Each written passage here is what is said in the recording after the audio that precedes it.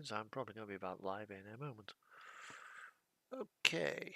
Righty-ho, righty-ho, righty-ho, righty-ho.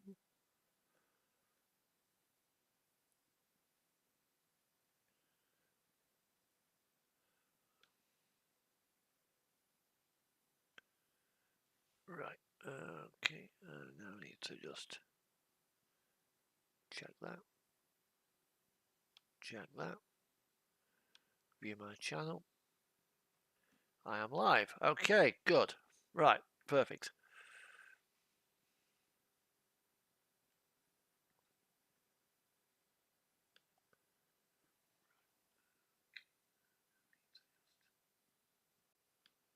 Right, so now just wait for it to hook up to my game.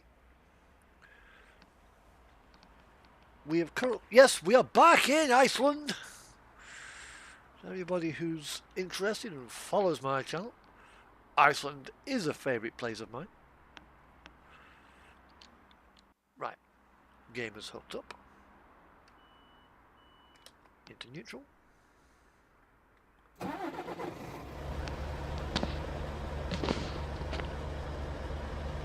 Okay. No, I don't want to share it in a post. Stop bugging me, YouTube. Right. There's the boss. On the dashboard, as you can see, we're in Reykjavik. Our job is to Inverness Euro goodies.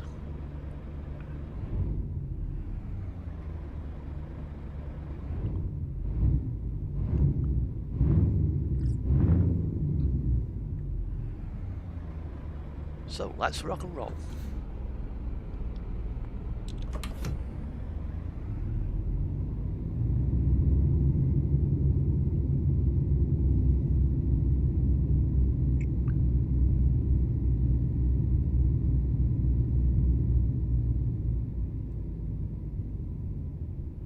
Now our route is going to take us out of here, out of the city, then down towards Selfoss. But we'll go we'll add a bit of a mileage on and we'll go this way. We'll go this way here. Because I'm going to take us past the Grindavik.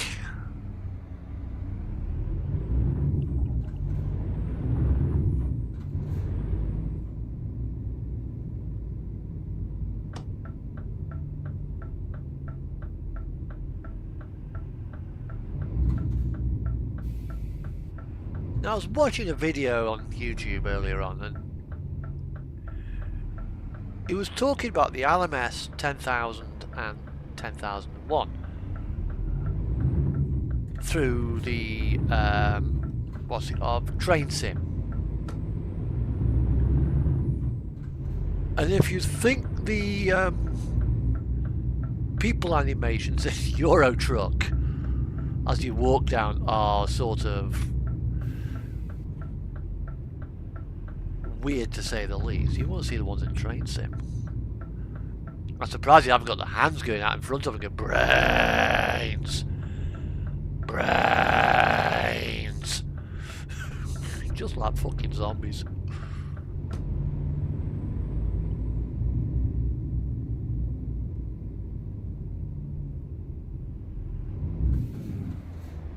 Hang on.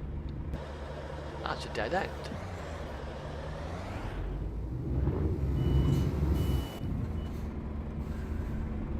I need to go this way. Yep. Ah, no, I thought I'd come on early because I've got nothing else better to do. So I thought I'll come on and run an hour early. But yep, I'm doing well. I hope you are too.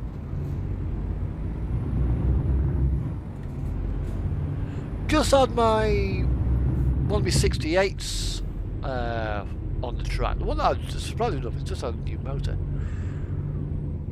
And I've noticed it's going a bit squealy. That doesn't sound good. However, all is not lost because when Revolution... Yeah, I couldn't make it. I would have loved to have gone. But I was expecting the plasterer to come and fix my fucking wall after next builders next door decide to knock a big hole in it. And he hasn't turned up. So that's kind of wasted a day. Well, apparently, Dean Park, Dave Watson from Dean Park was there at West Hill Wagon Works. I know. I know I missed out.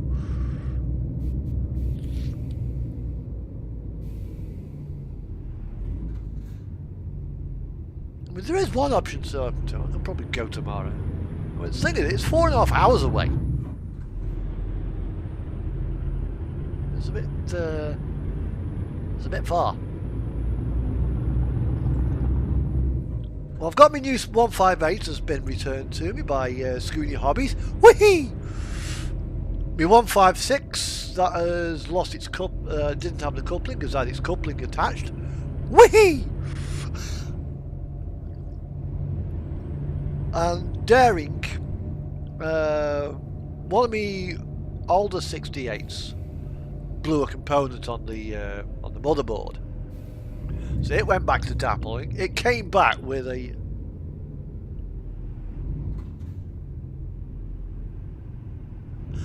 Yeah, I heard about that. I have to see that someday. And as I was saying, the one that had been repaired has started to develop a bit of a squeal. However, all is not lost. Because my plan is with that one is to have the motor and a couple of the gears removed from it to make it free running. And then I'll couple it up with Daring. Not Daring, sorry, Defiant.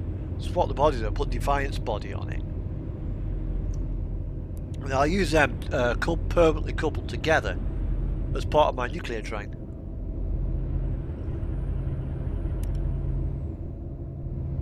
Well, apparently Pete Waterman's got a new layout. It's 240 feet long. It's like, what the fuck?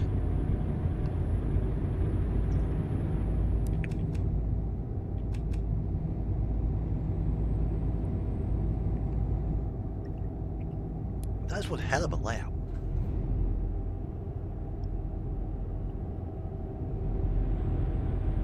Very likely.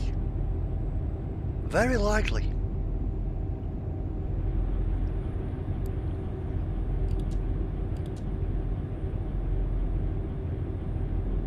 I think it's going to start raining on the game a bit.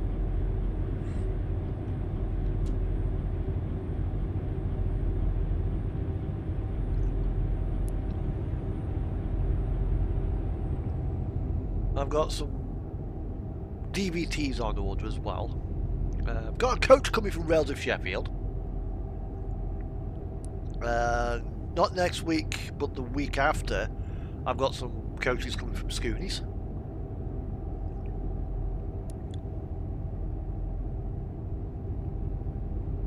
I've got a locomotive to pick up as well next Friday. And then get some bloody filler sorted out. Sort out my bloody wall.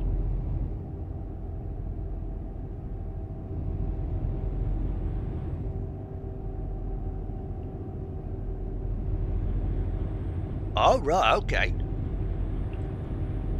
So it sounds like you had an absolutely fantastic day then. Which is most excellent.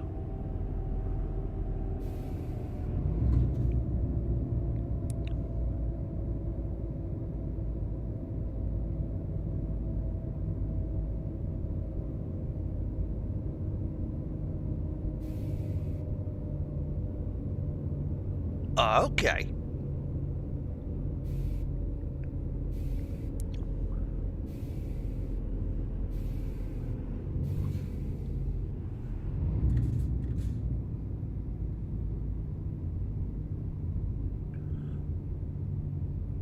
Well, I'm hoping to, I say, get some, pardon me, Revolution Trains nuclear flask wagons. I want 3 of them.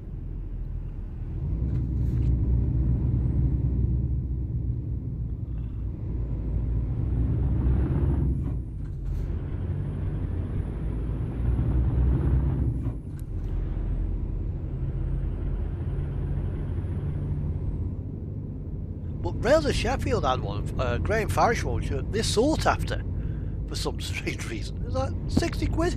Like, what? And somebody brought it. It's like, what the? Jesus Christ.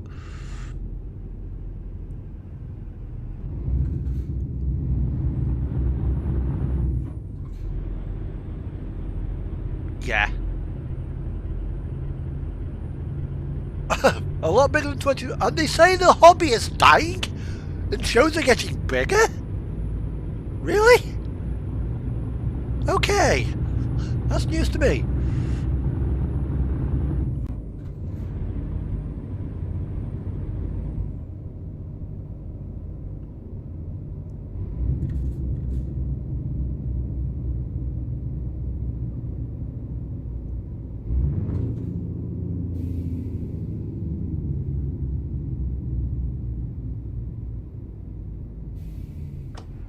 The hobby is far from dead. Things come and go. People come and people go.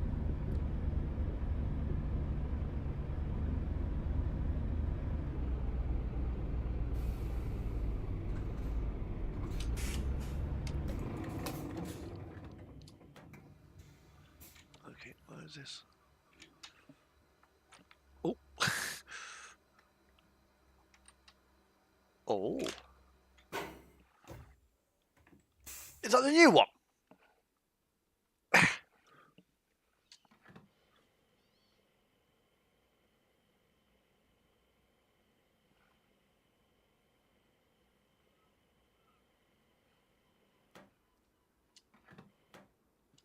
didn't take much to fill. Well, apparently I've got a full tank.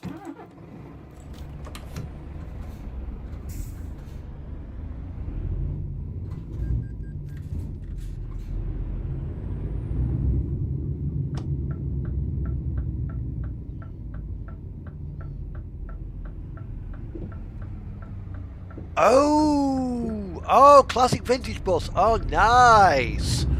Feel sorry for the bloody driver, like, but you know.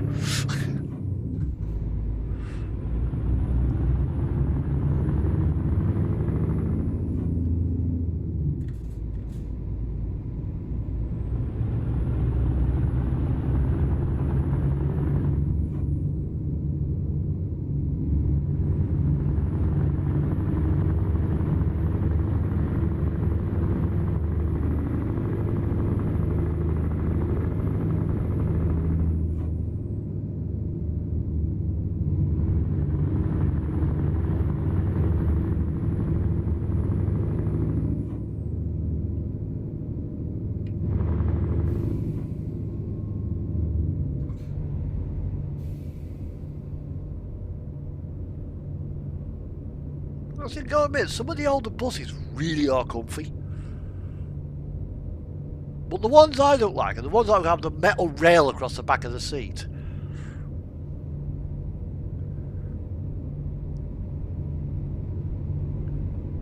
They were bloody awful.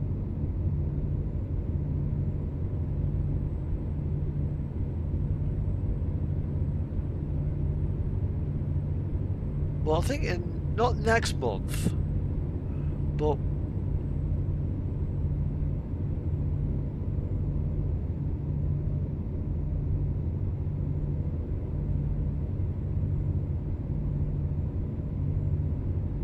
oh, 385.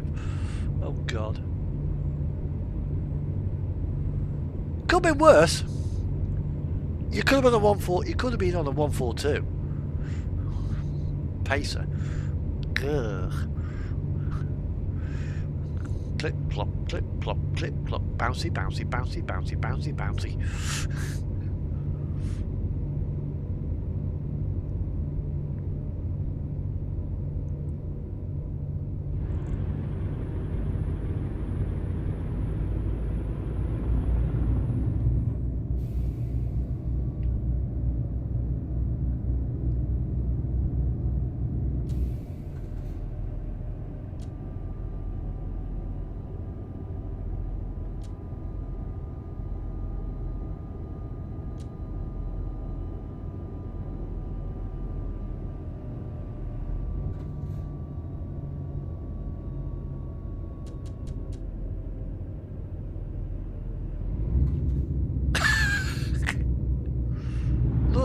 3 and 5, they're electric, aren't they?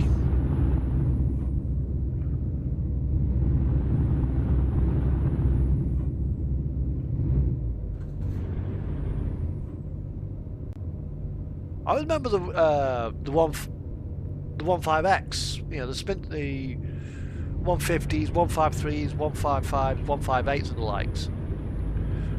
Because I live not too far away from a railway station. And I used to as well see them on a regular basis coming through. But every time I used to go to Sheffield, I used to go up to Stockport, change at Stockport, and jump on the TransPennine, which back then was served by 158s. And I used to get on one, and obviously the engine's idling away. Yeah, sadly. Don't tell everybody though. Gets on the train, like the doors close. Next thing you know, you hear the engine. It's all like, let's go to neutral.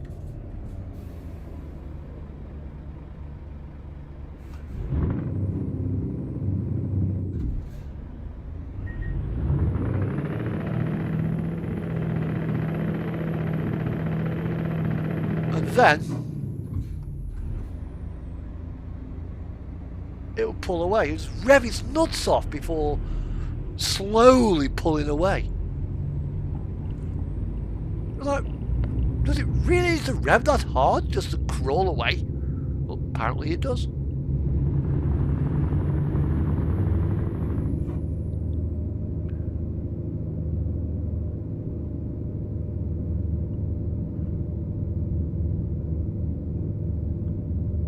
I think we've just been through Grindavik.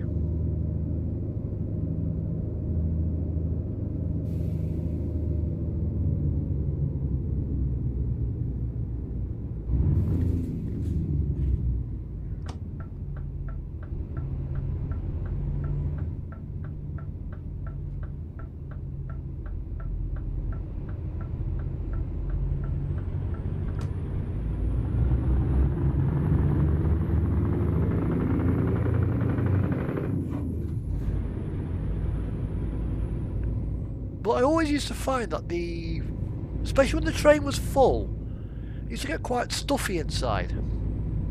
So I always used to sit in the area behind the cockpit, where the doors are. Because there's no heating in there, there's no aircon in there.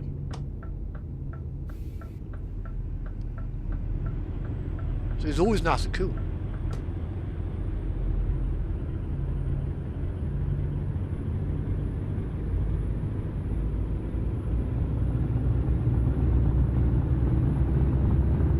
Yeah. Oh, look who's come to join me. Come on then, Bergen.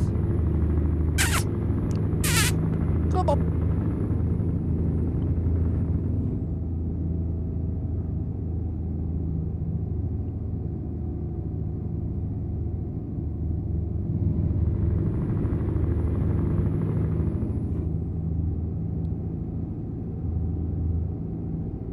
I've got to admit, I do like the 68s.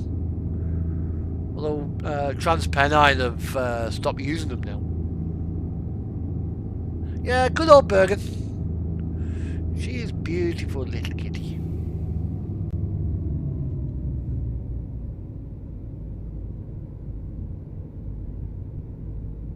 Line on me.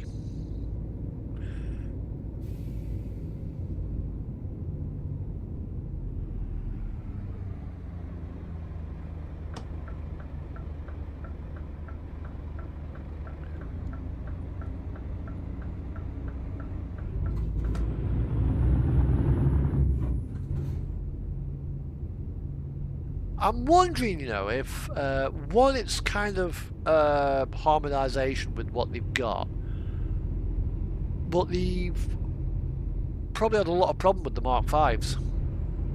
Because the locomotives were owned by Direct Rail Services, so they'll just get resprayed and put into other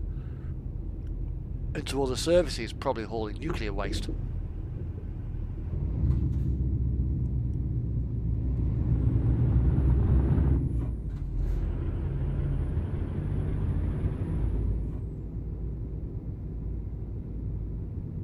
What's up, Bugs? That's it. She's found cover. She's fine. No. What are you doing? What are you doing?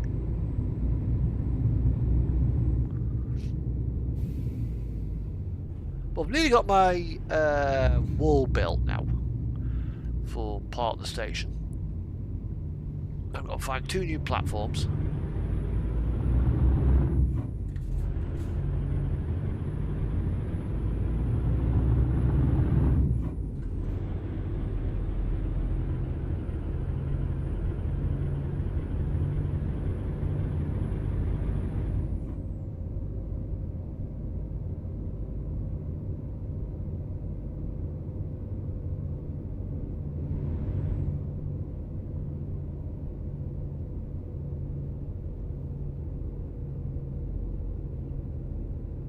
Oh, the 88.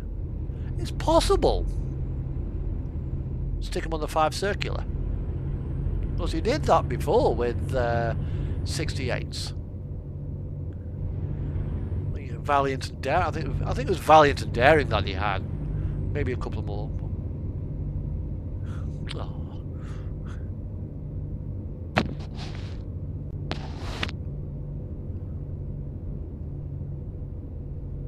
Oh. Let's quickly pause this a second.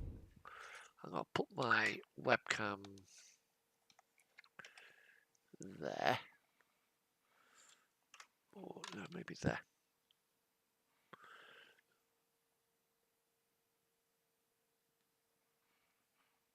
Yeah, again, that's another possibility. You know, after all, we've got DVTs.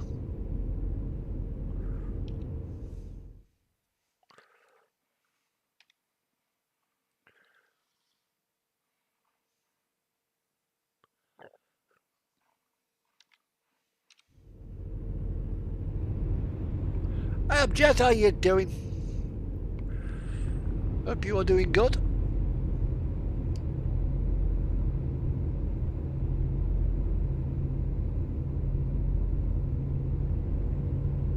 Yeah, and surprisingly enough, the 68s, the 88s, you're relatively quick accelerating. Probably won't be as quick as a HST, because obviously HST's got power at both ends.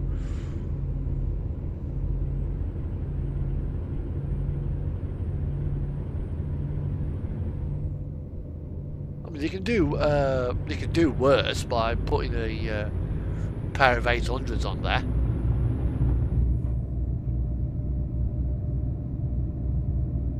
Okay.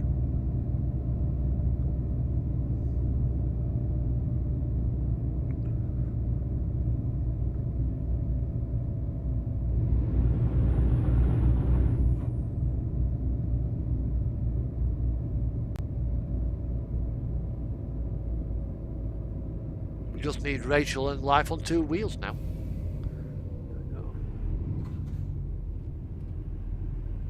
Have we got a full house?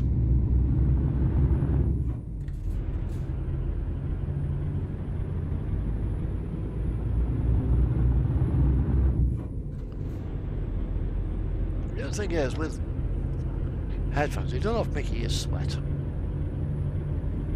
move the laptop to one side so I can see.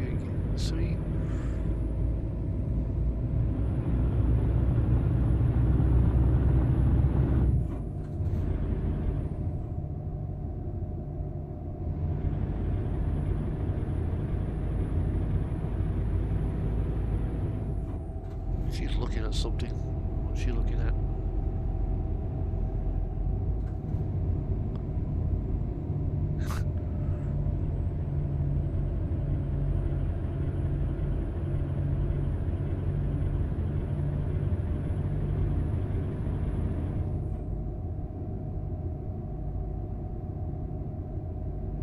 yeah, I mean, Inverness, yeah.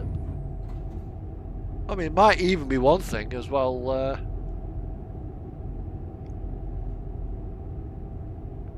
I've not seen him.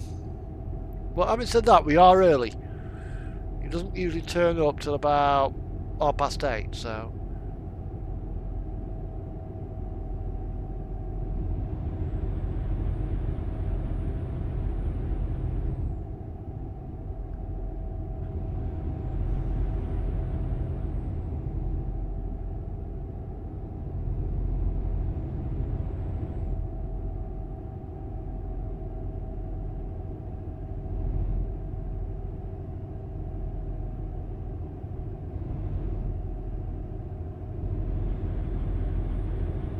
I didn't know the 385s were built by Hitachi.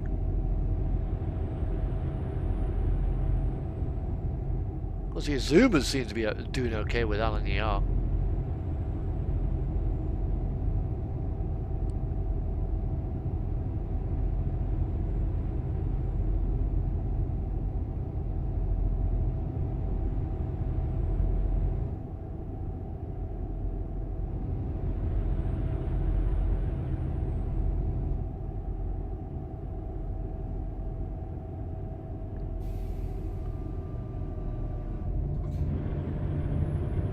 That makes me wonder why they don't build their own.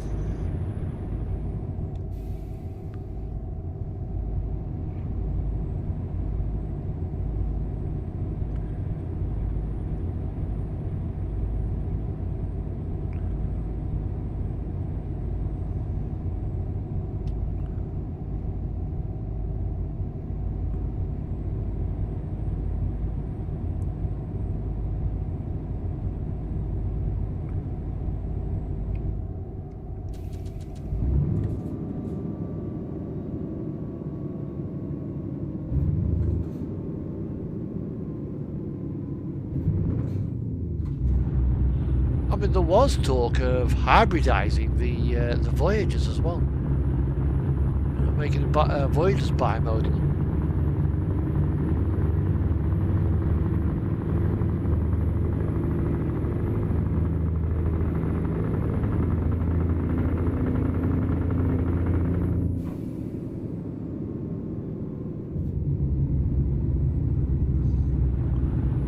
No, Bergen, you cannot drive. You're a cat.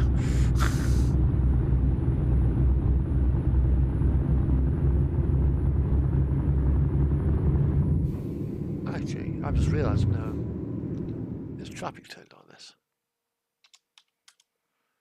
That's better.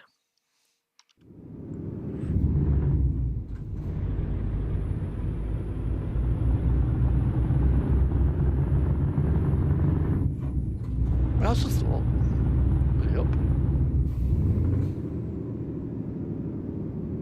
Uh-oh. I'm kind of surrounded now by cats.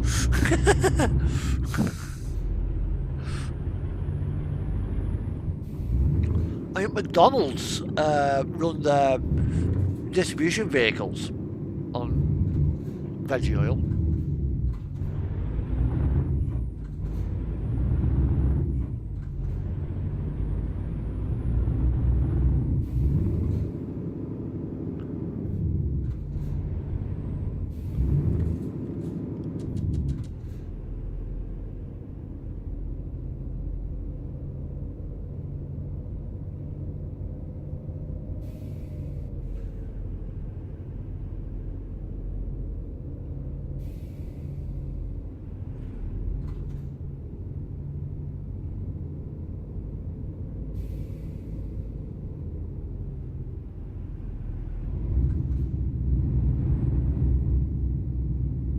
I think DRS as well run some of their locos on eco fuel.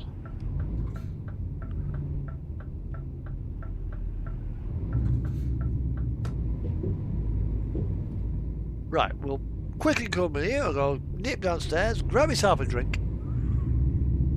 Maybe half an hour into the stream, so it's time for a drink.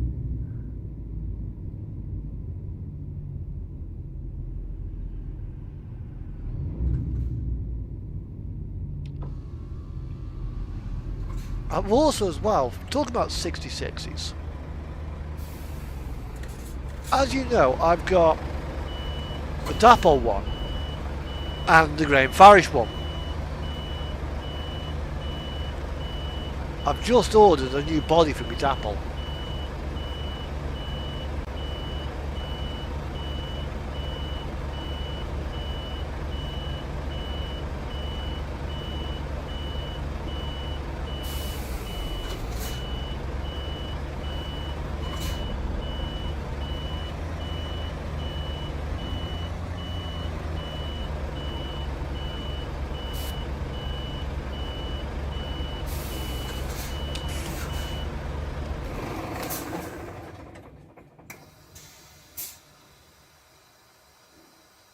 Some do. Some do run them on biodiesel.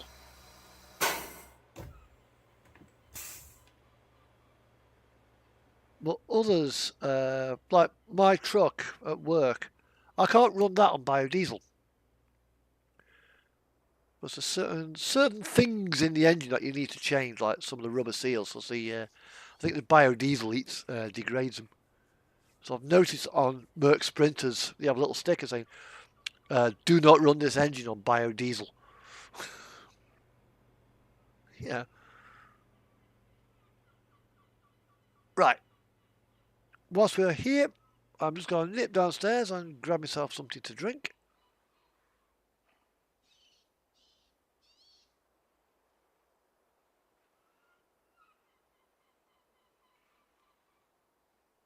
Also, as well, I mean, is it cheaper? What you got to consider as well is businesses are there to make money. And if it's cheaper to use electric rather than biofuel, you're going to go electric. Just makes basic economic sense. Right, time to fill up this little booty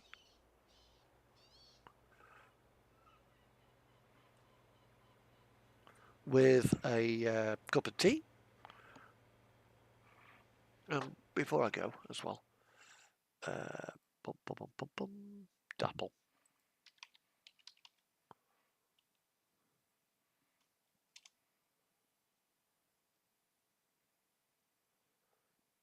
Home. Shop. Engage spares. Loco spares.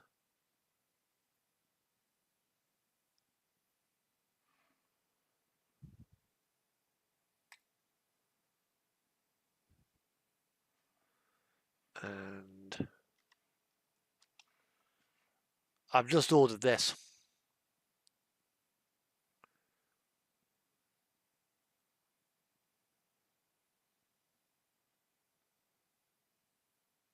To replace the existing body of my Dapol 68.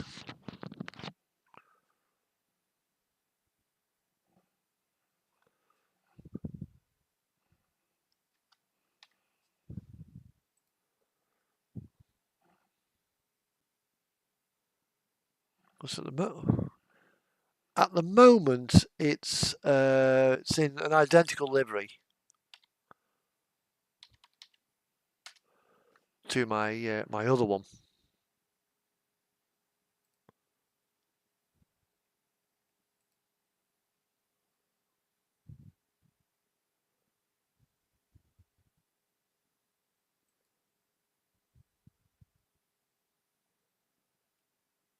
Ooh.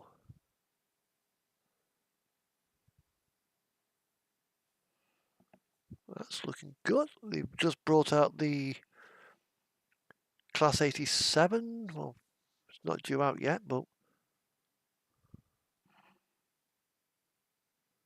Oh, nice.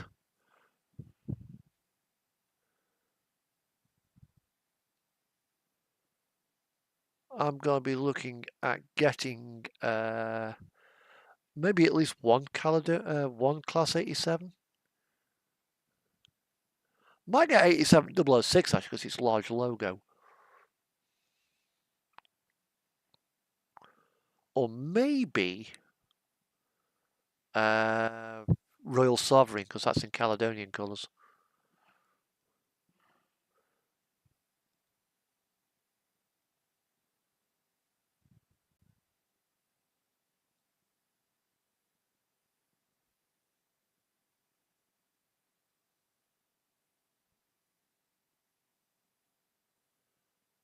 Right.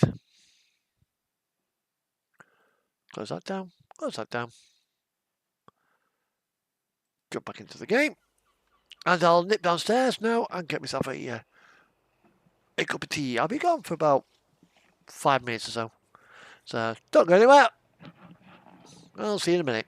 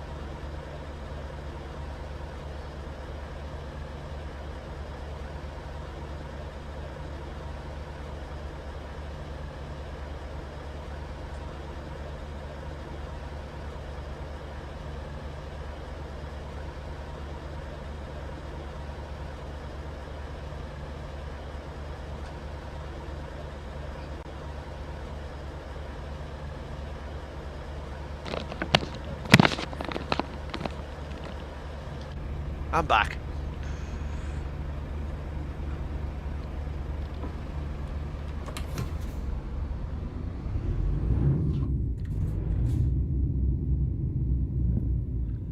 And if anyone's come in, hello.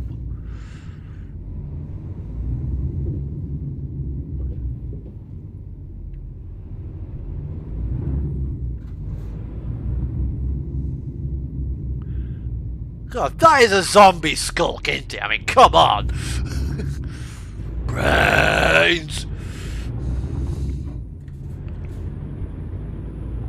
Oh, new car transporter.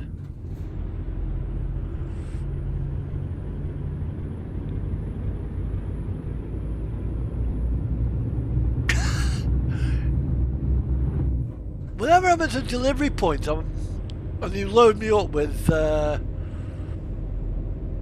being loaded with barrels, particularly the metal ones. I'll be on the back, I'll be labelling them up and tapping. I have a tendency to bang on them like as if I'm bloody Jamaican Carnival. So even I do that.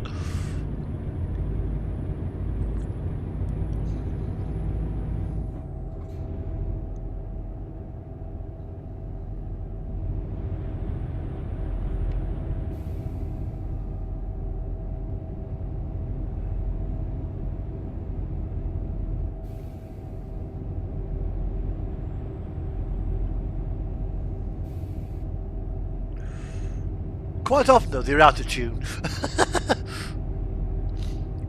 Bum, bum, bum, bum. Don't think I'll make the steel band. Cats on DSL. I'll turn the webcam off.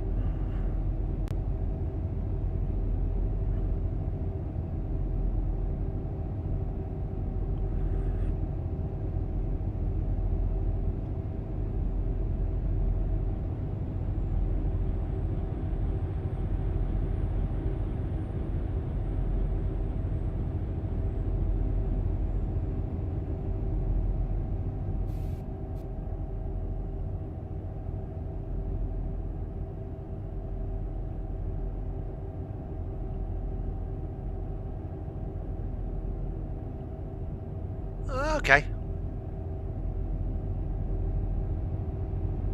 I mean, everyone has some.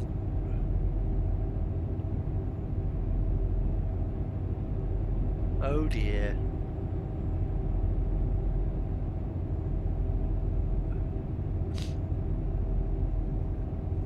It'll get better. Just keep thinking. It will get better.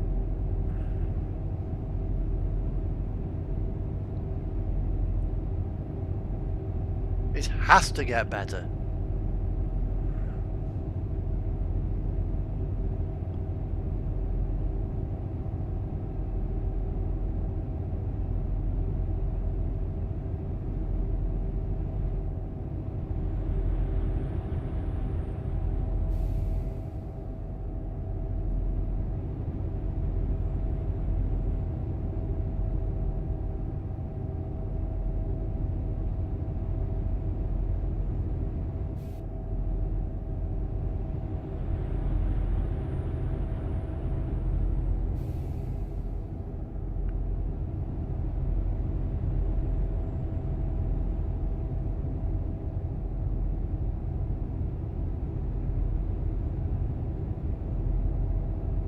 I've also heard about that Jean-Michel Jarre's got a new album now, so that's another thing for me to buy.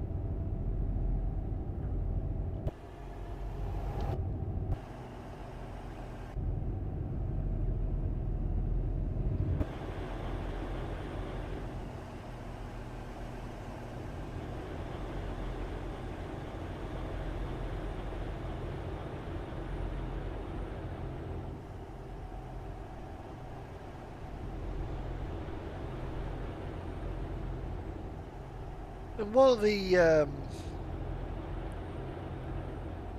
things I was looking forward to this month was a paycheck of £1,900. I didn't get 1,900 quid.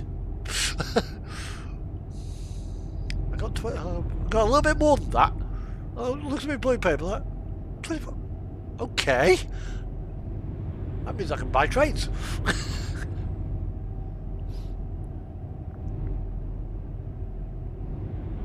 So what happens when you do 13-hour days? You get paid a bit.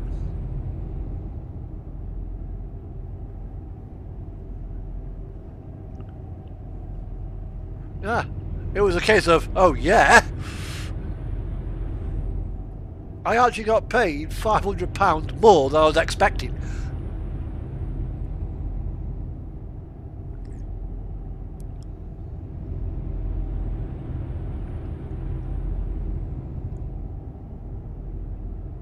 You know, 1900 is baseline, anything more than that is a bonus.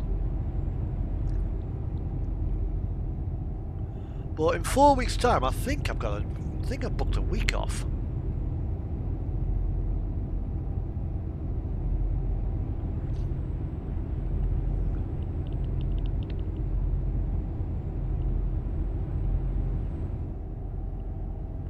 Huh?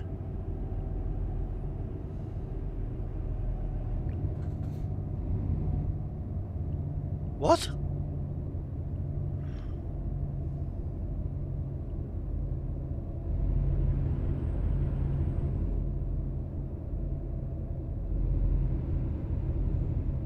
What are you on about? The biker jerked forwards, but it was just his tyre that hit the car. What?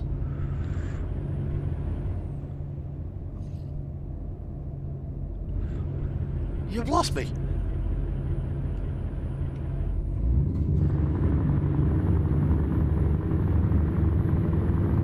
Oh.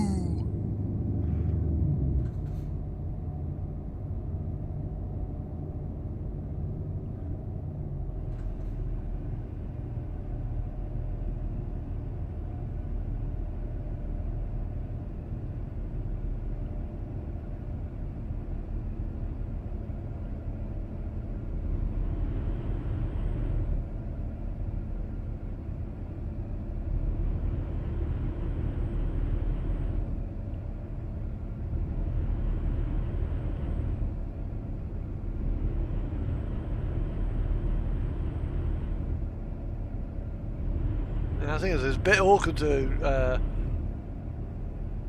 do it when I'm driving.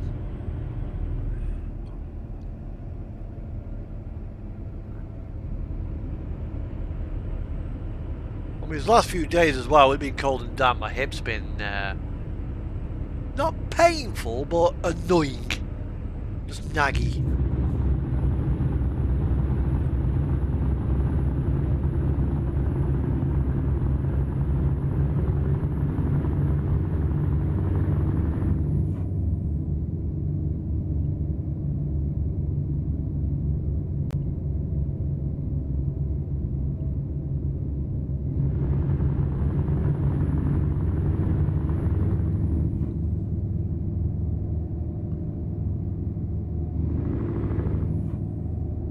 I've seen a few accidents in my time.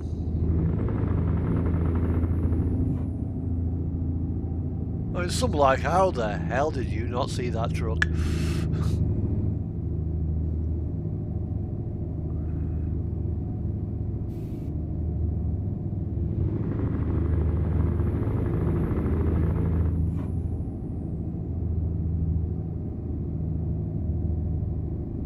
But one of the funniest ones was a guy on, he's in Sheffield. He was on like a Vespa type thing. And like, look, something's going to happen here. So I'm slowly going forward. He pulls out. And this Vespa, he's just like, front wheel obstacle on this Vespa, rocky, tip, drop. So of course, I'm my 702, I slams the brakes on. My passenger wasn't wearing his seatbelt. He headbutted the over-screen lockers over there.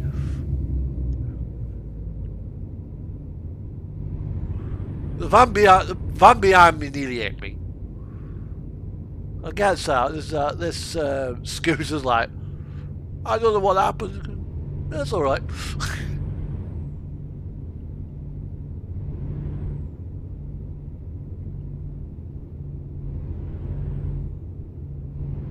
Yeah, that's the thing. Catching a potential attack before it becomes an attack, that's a good thing.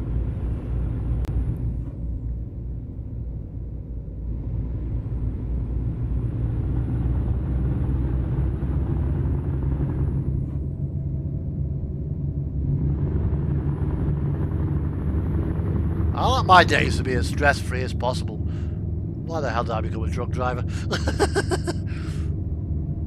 Truck driving is not exactly stress-free.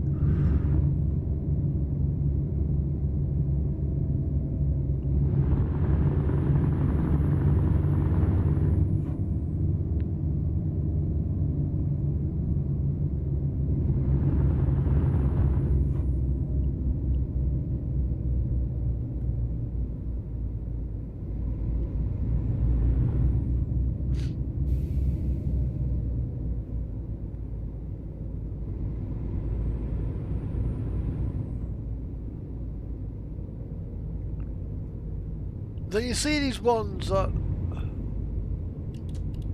They're on.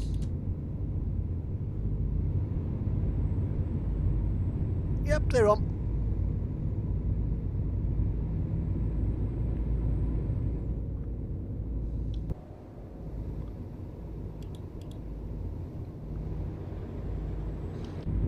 It's that dull twilight.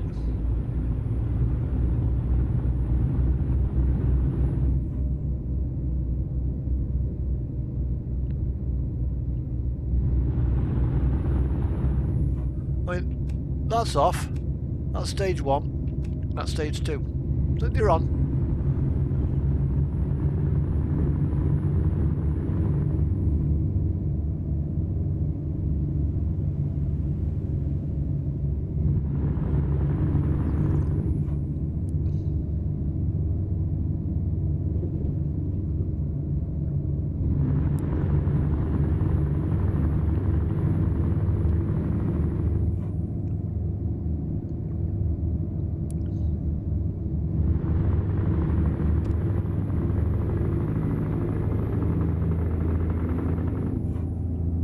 Kitty's on my bed.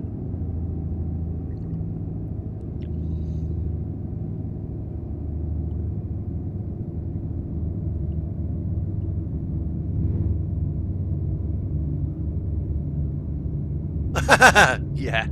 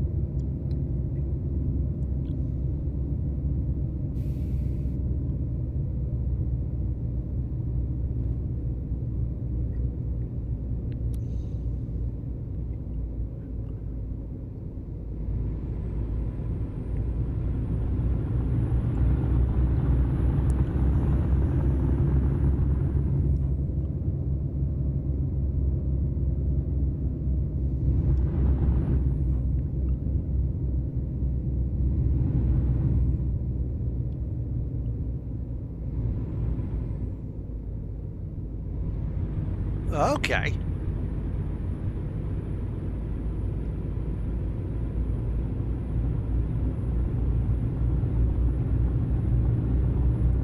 I was in the Sheffield Supertram. I've travelled on that a few times.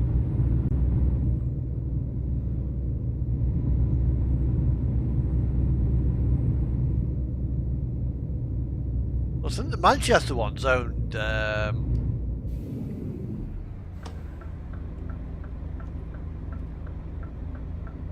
by the Greater Manchester Transport Executive.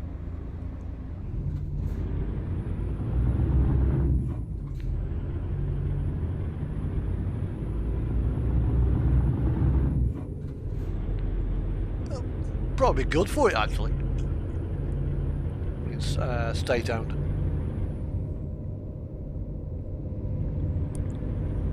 Well, do admit, it did have a nice livery.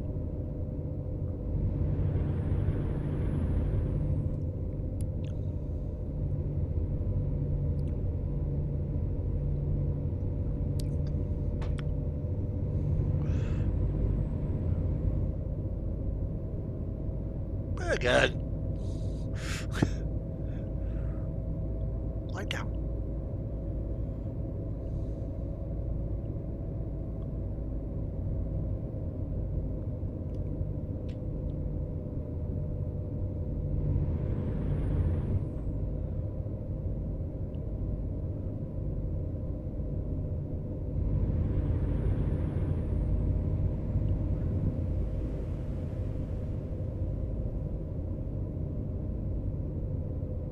It all depends on how they run it. I mean, public ownership was great for British Rail when it first came out.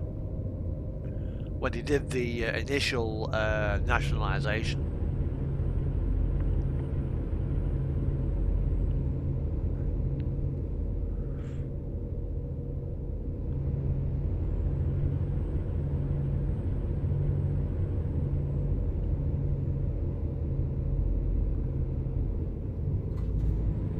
Because it all depends on how good the administrative authority is. What are you doing? What are you doing?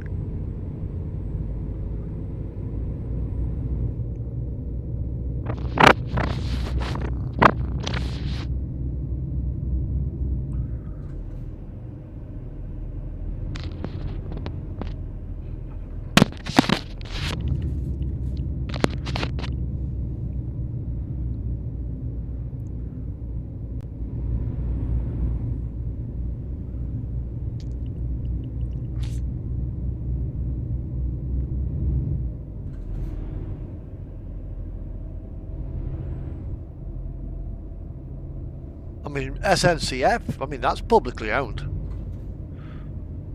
As is Deutsche Bahn. I think Renfre's publicly owned.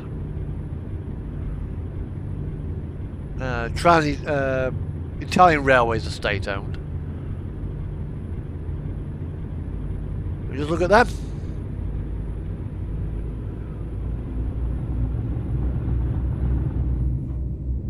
Just like this government has a very it doesn't like investing money.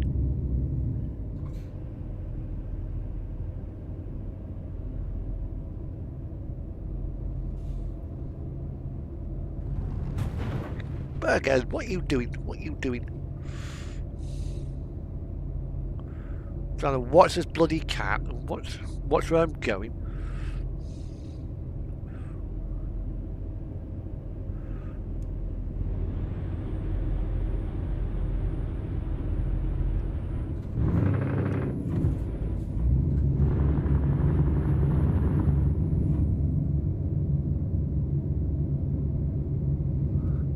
Let's go, bull bar. Be alright. Oh, your head.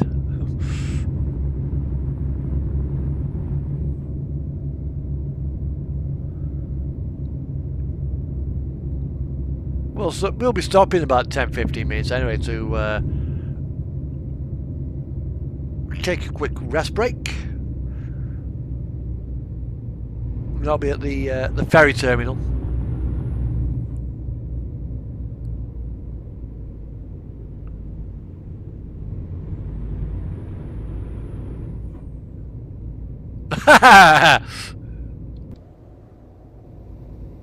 That's a proper bull bar, this is. Why are you having that coming down the road towards you, though? Actually, F4. Just lights.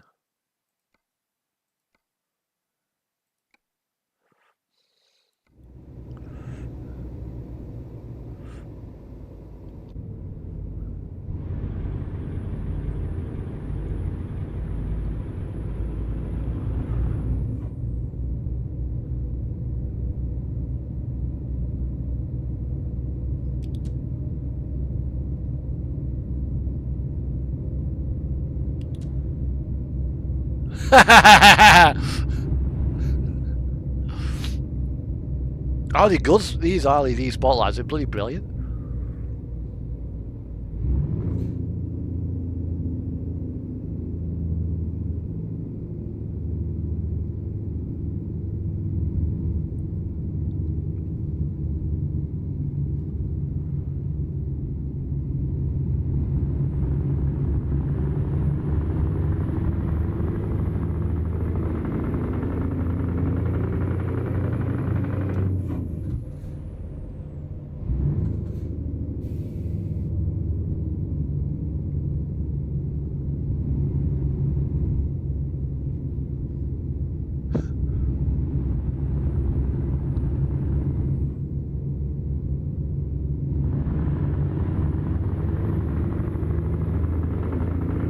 The thing is, when you are in a field with no lights, only your headlights for illumination, because that's the thing, if when you start doing your harvesting, you don't stop when the sun goes down, you keep on going till it's done.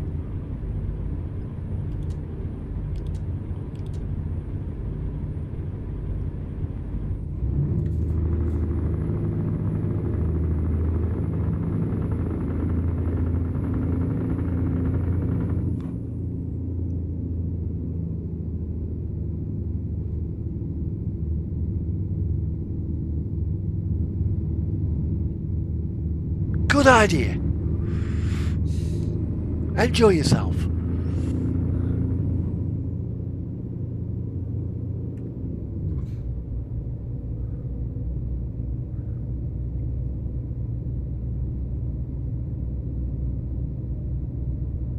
Have a great weekend, and have a great week, and have a great Sunday.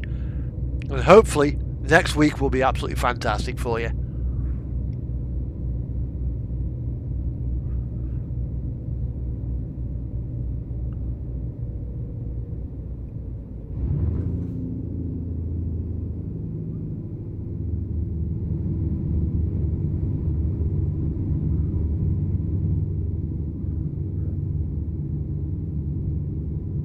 Cobby, Bergen, what are you doing?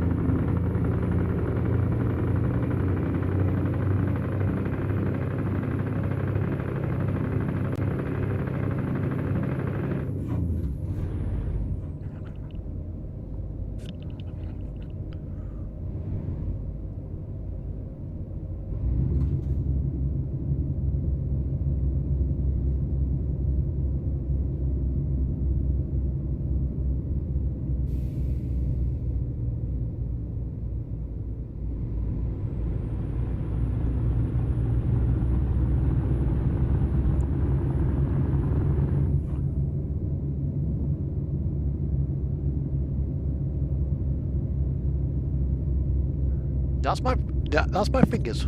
Stop it.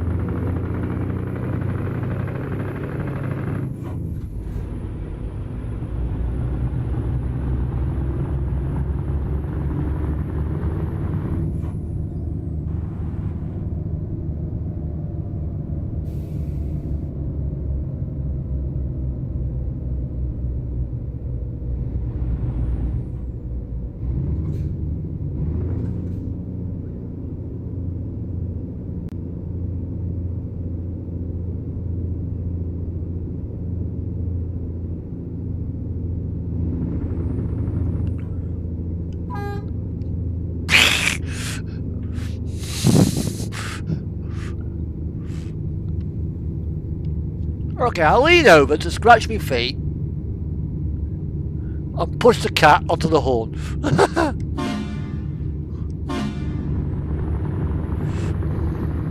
Hello, life. How you doing?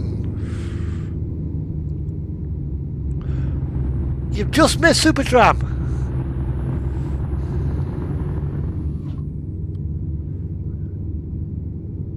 I've got my most of my trains now back.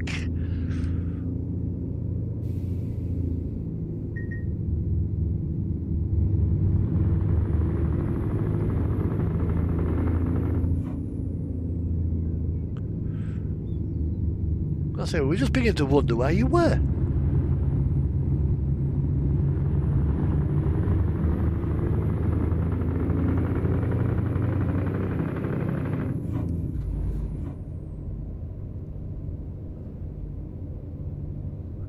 So I hope you've had an absolutely fantastic week.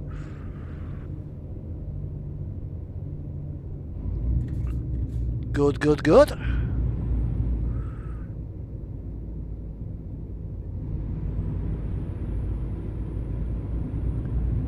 Just got to make... Oh, yeah, Iceland.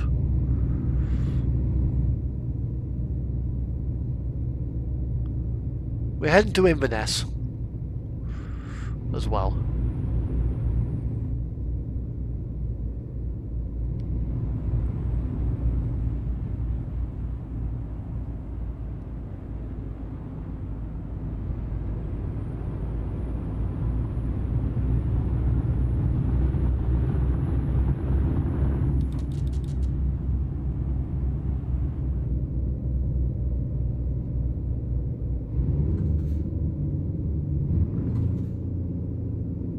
Ah, yeah.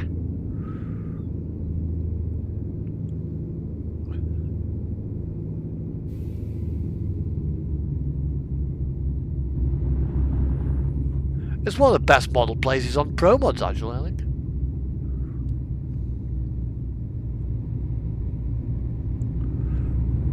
Well, I think one week I really should do a Prudhoe Bay to Texas run.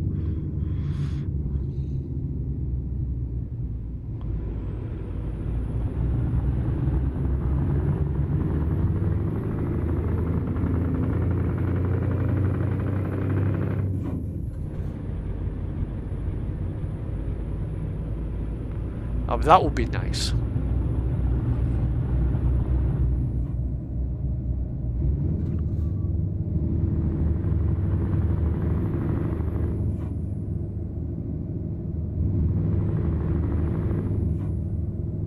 Oh, you're on ATS, are you?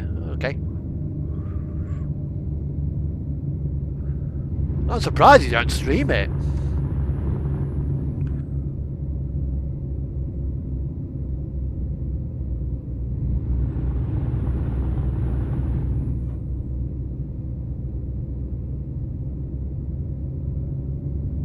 The thing is, on ATS, there's not many good cab over mods.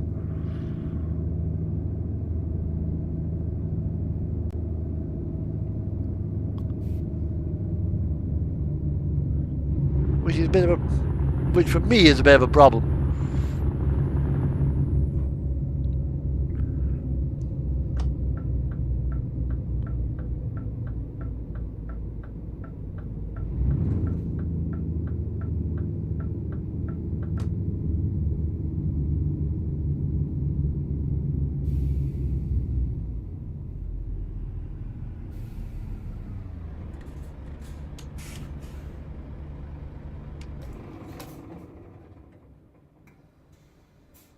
There's not many mods for cabovers. There's Harvens, FLB, Overfloaters, Kenworth. There's the John Ruder one as well. And there's a couple of Argosies, one of which ain't very good. So cabovers are few and far between.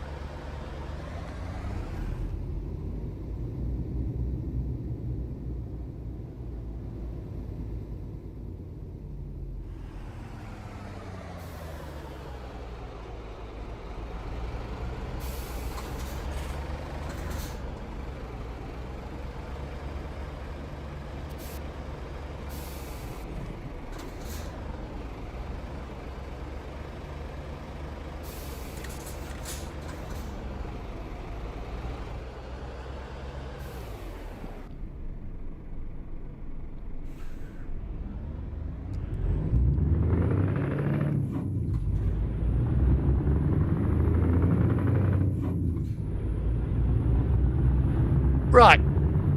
Let's get to the ferry port.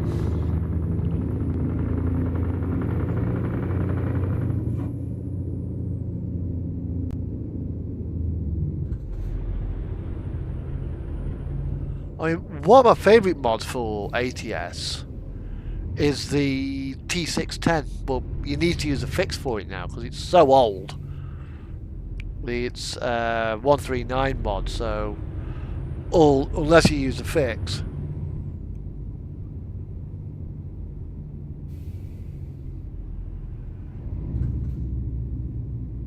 Yeah, I've got the Highway Killer. I've got his FLB. So his FLD, sorry. No, it's his Classic, sorry. It's not an FLD, it's his Classic. I've got them pair. And I've got his trailer pack. They're not bad. But yeah, the Highway Killer is just... It looks nice going down the road, but in a tight Eddie store with a 53-foot van behind you, it's a complete twat. It really is a complete twat.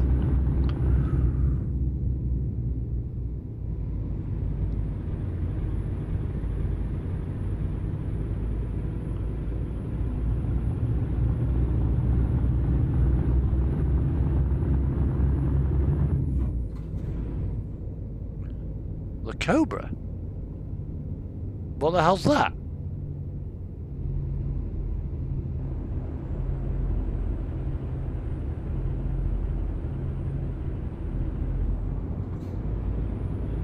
Sounds like something like a G.I. Joe.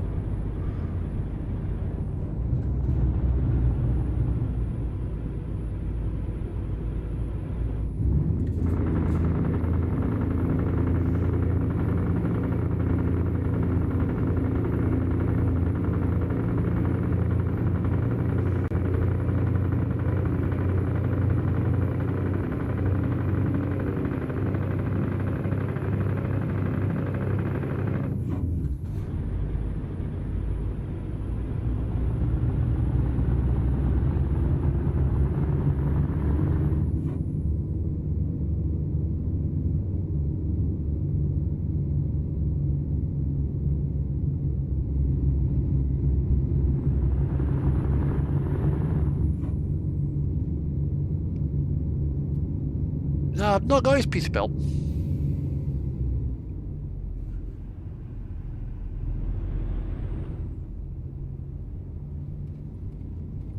Oh, right. Oh, no, I've not got that one.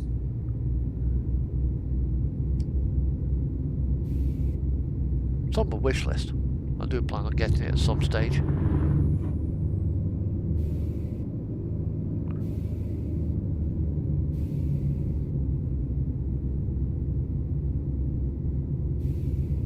Well, I'll park this up here. It's 2019. I think we'll be okay. Get this. We've only got. I'll tell you where we've got to go. Once we get to there, it's pretty much a straight run down to Inverness. So I'll teleport over to Inverness, drop the load, and then I'll jump onto ATS, I think.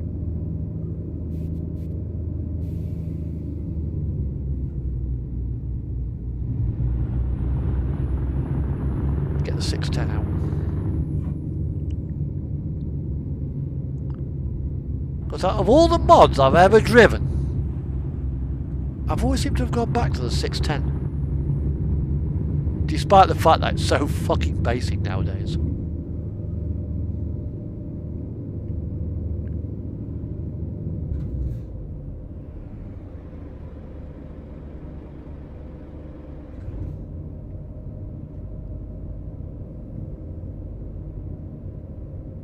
Here we are. Iceland. We're about to leave Iceland at Reyðarfjörður.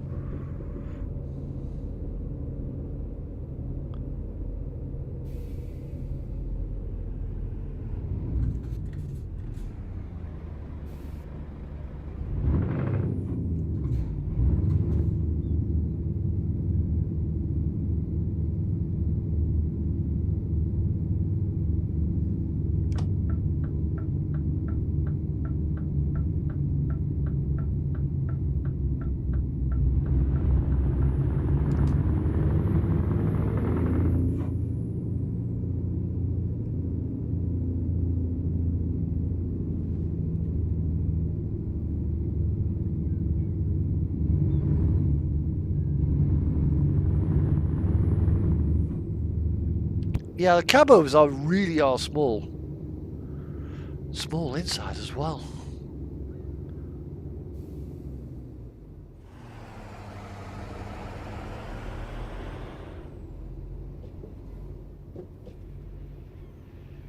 Right, I'll stop here. Go to Inverness.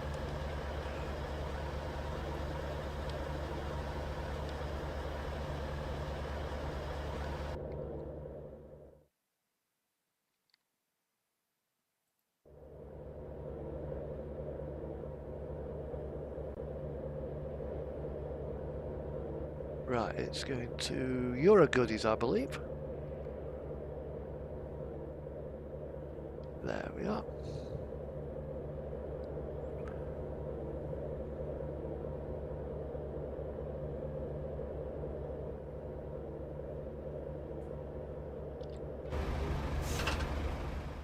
Right, we'll dump that here. Yeah, it does. Right, 982 kilometers. Continue. I'll quit the game here. Quit. Yes. Right. And let's switch platforms. Key ADS.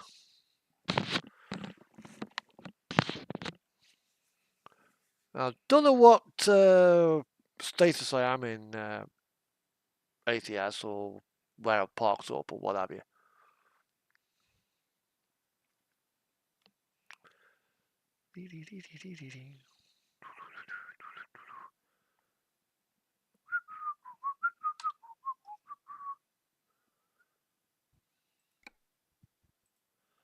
Go for Vixen. Now let's see what mods I've got active on this. I've got the 610. Bum, bum, bum, bum, bum. That is not very good.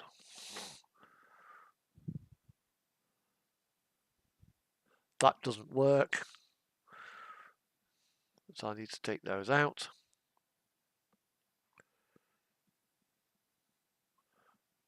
Nothing is missing. That's what I'm checking for. Oh, yeah, Bromods.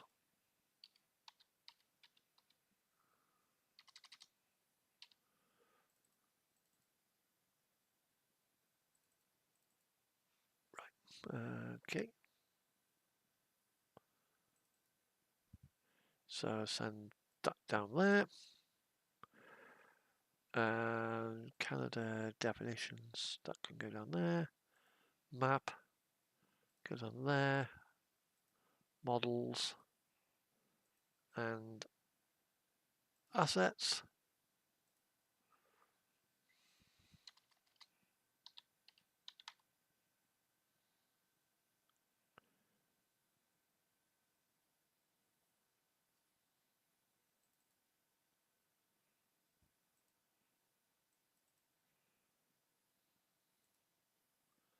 Confirm. I was going to check with let's make sure I've got them in the right order.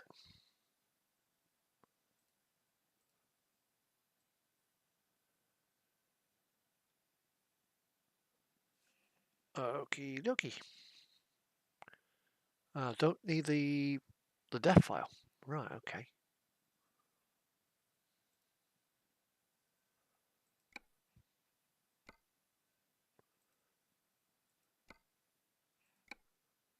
Bum, bum, bum, bum.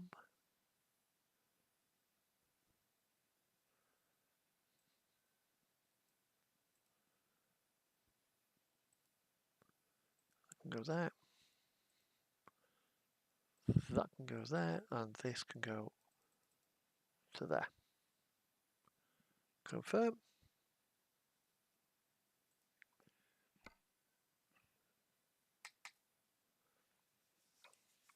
Oh, Missouri's coming next. We've got Nebraska, now we've got Missouri. Sweet.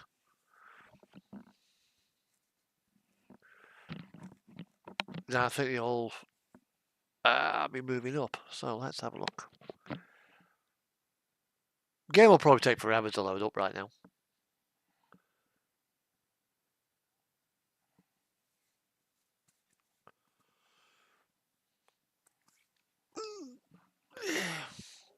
I need to stretch. Ooh.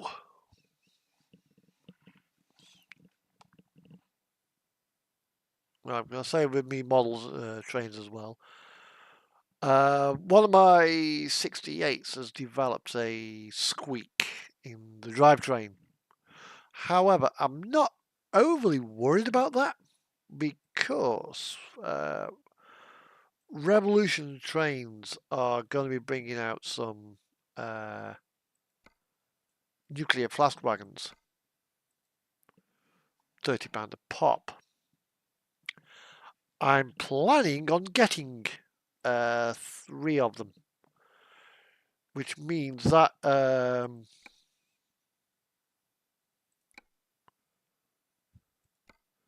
one that's got the squeak, I'm going to take the drivetrain out of it. Have it completely depowered. It'll still light up. The running lights will still work. Just like it won't have a motor in and won't have any transmission gears. So then it'll become a dummy locomotive. It'll have a Daring's body will be put on it. It'll be swapped with Defiant's body. Here we are.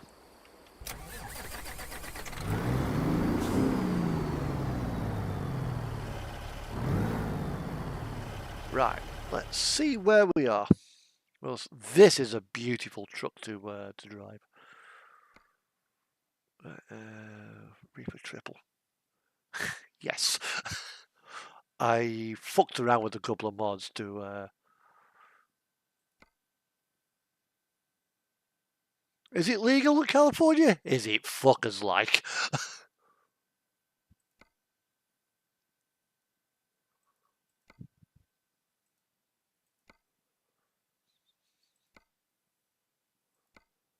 Right.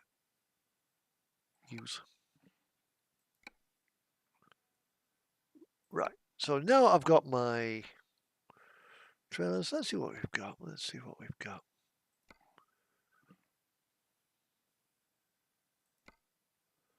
Cargo Market, Reading, Sacramento, Oakland, California, Burns, Oregon. I want to go south. Fresno,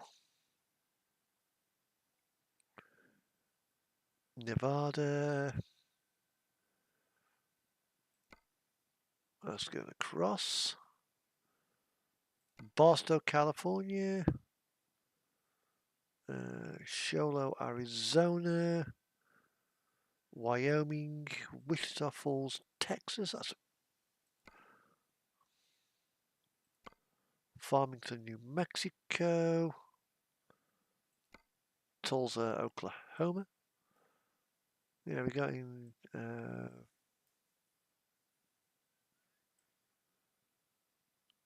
Louisiana, I think. Missouri, I think it's one of these states. It could be that one. That's Nebraska. I need to have a look at. I need to have a look at the United States. I want to see where bloody nothing for Arizona. Bugger. Oh yeah, Show Low, Arizona. Yeah, let's go to there. Let's go pick up some clothes and go to Show Low.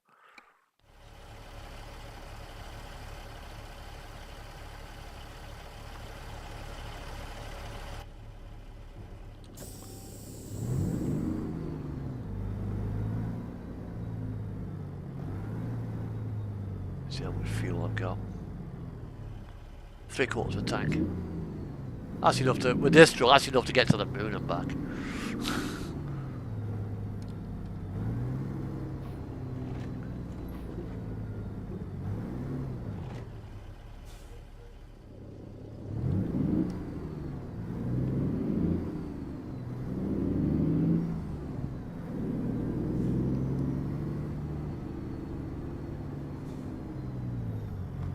Right, as well, let's just options. controls. Let's just turn some of my overall gain. Let's just match those to 76. Internal friction, take that down a bit. So let's make that 100.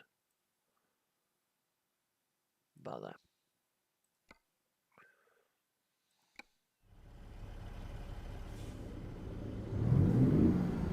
That's better.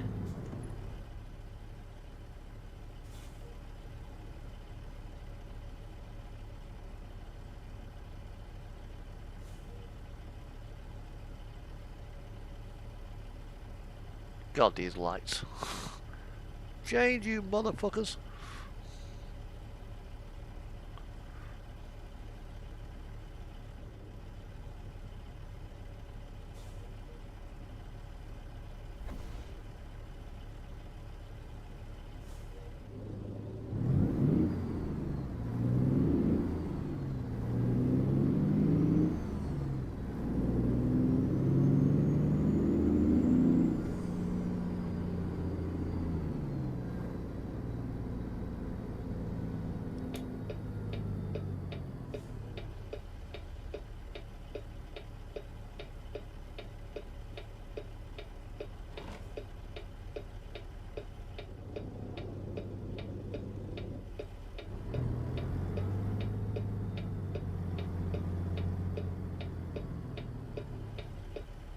Okay, let's see what it's gonna give me.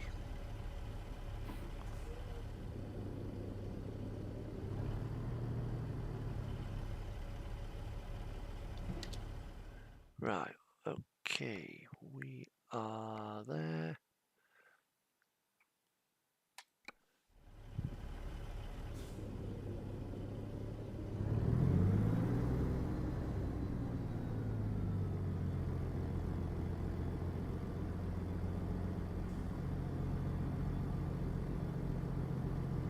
Ah, there it is.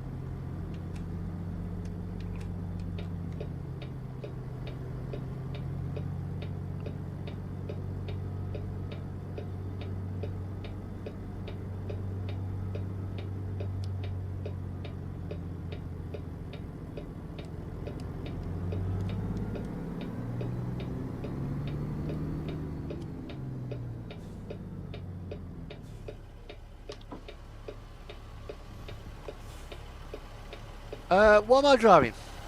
That. Kenworth T610 by GTM.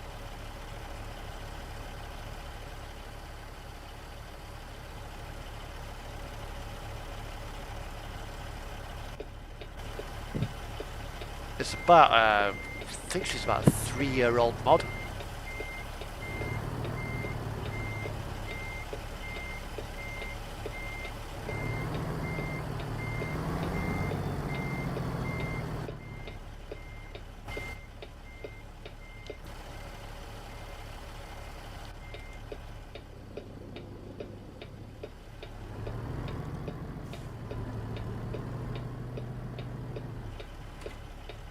Hello, copy.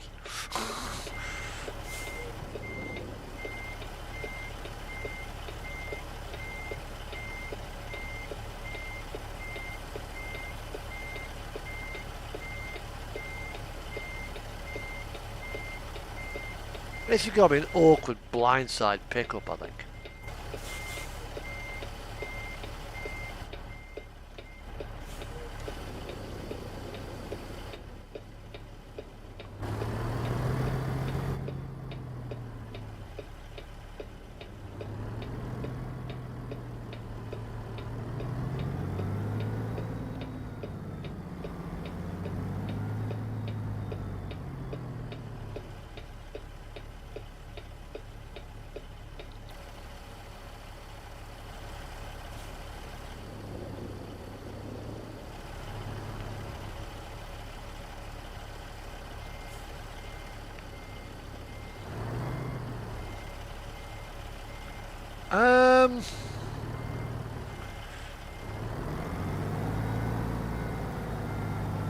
The cargo's a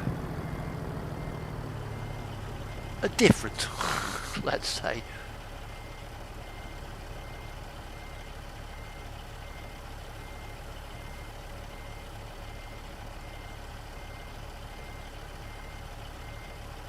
Would be nice to have more tuning options for the trailers as well.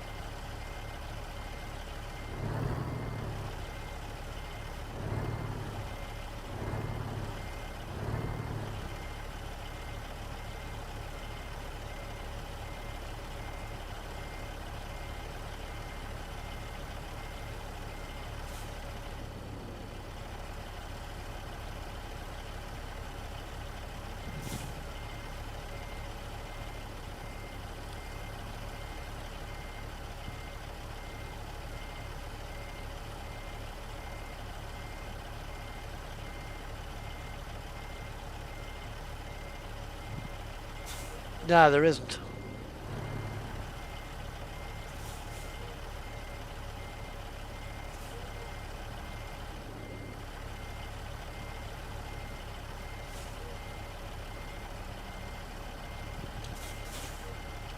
Although, they are getting better. There are more choices coming up as states evolve.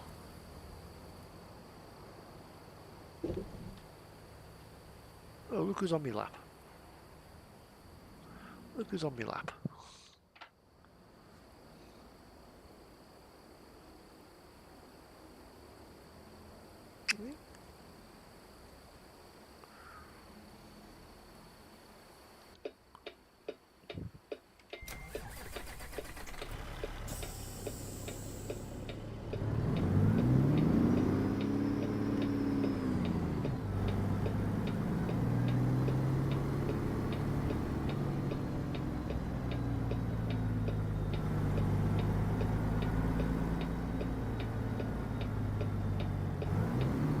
Well, one of the things I've got for ATS, so for ETS, I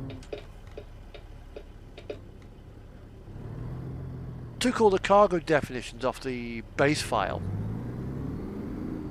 and modified them into a mod. So I've got non-refrigerated cargoes going into refrigerated trailers,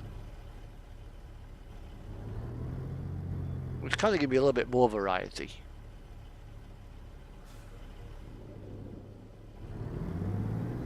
Well, I don't think the dev file has, what's it? I mean, what you could do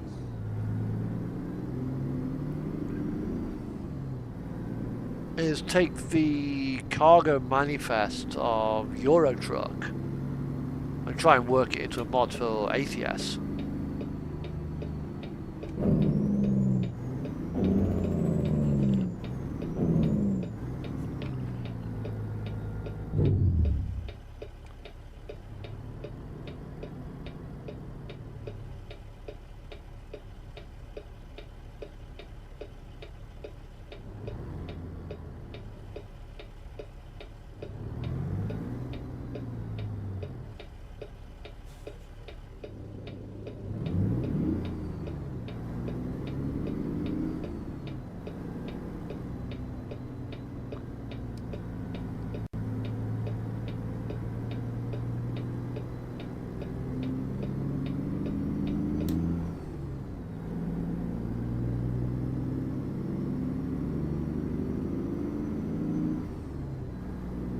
Right, so we are now up in Northern California, heading away from Mount Shasta.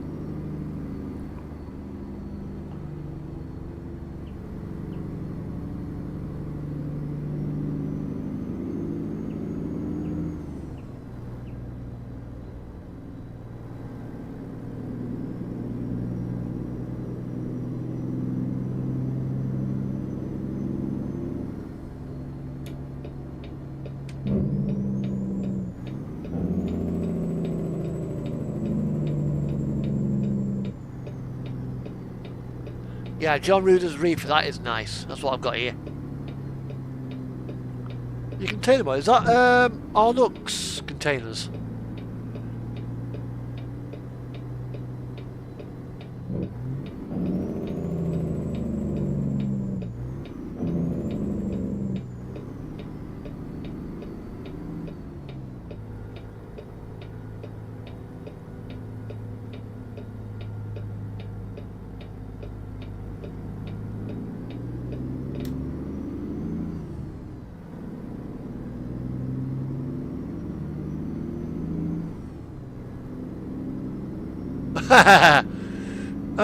Autocorrect for you.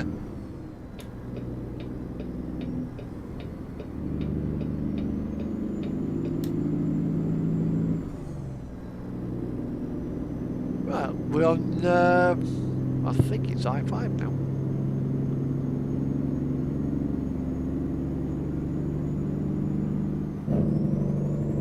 Yeah, that'll be Arnuk's containers.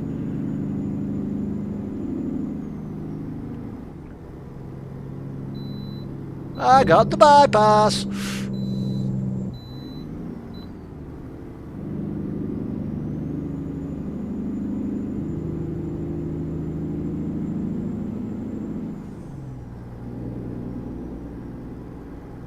Hello, my little feline overlord.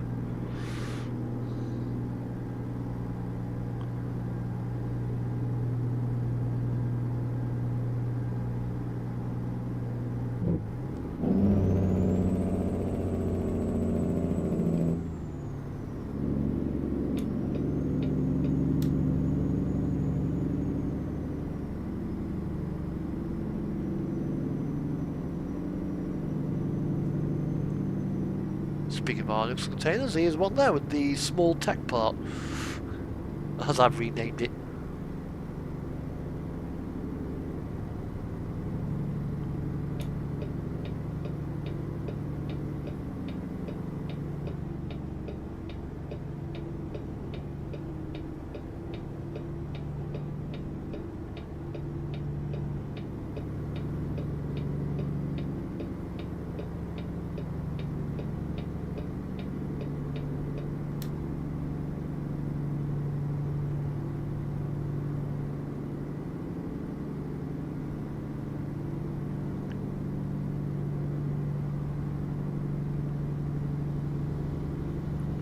I need to find a screen for her phone and change it.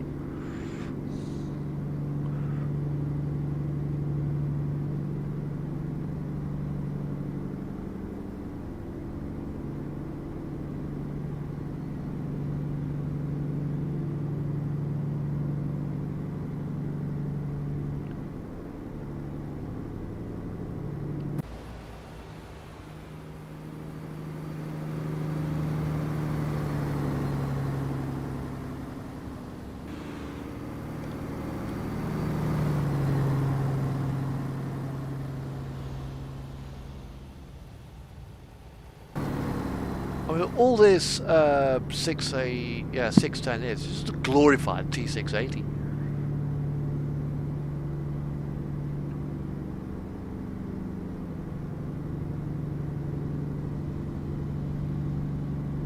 The Australians have a very good habit. They'll take a really good American truck and just make it better.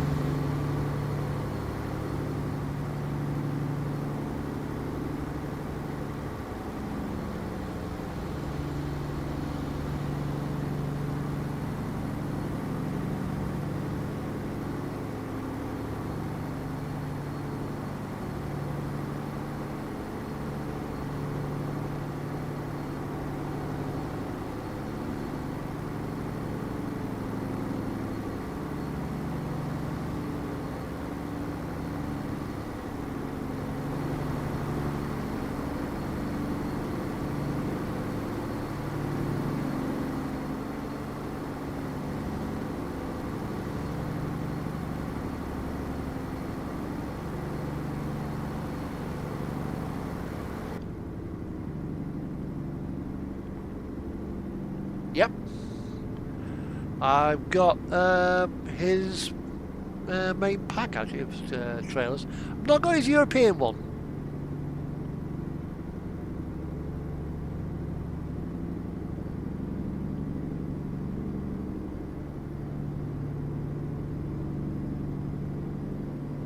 The only thing is,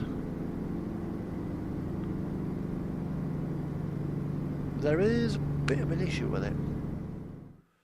If I go to there, sometimes the reflective tape stutters and skips, which is annoying, to say the least.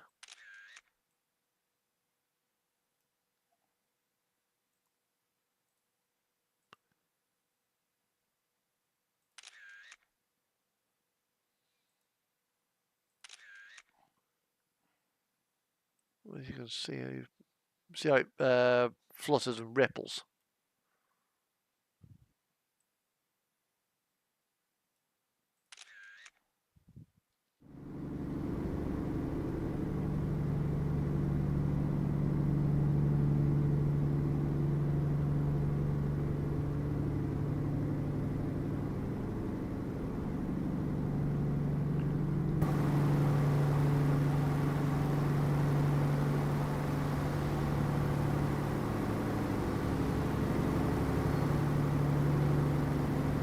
I mean, I've got them all.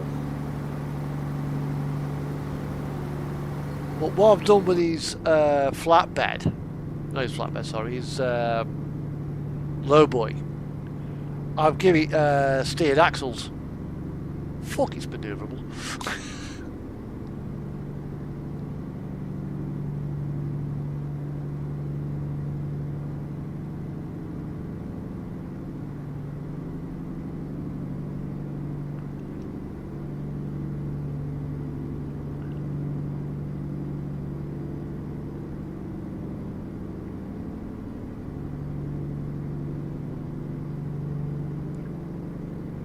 Now, what's this grey car gonna do?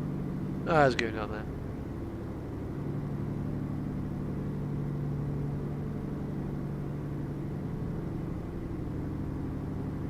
This is different.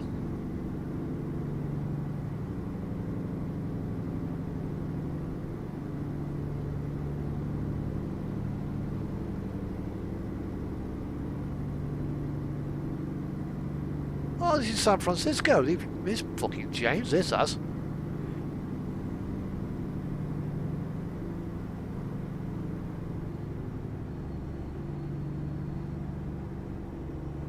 Oh, it's Sacramento. I was wondering why I didn't recognise it.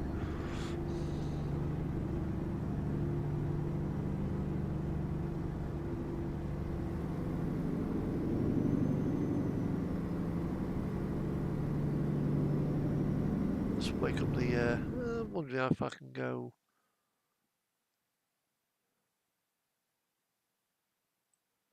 Yes, that's a nice road there. It's got us all going down the virtually all motorway. Oh, I've got to rediscover Sholo and Kingman.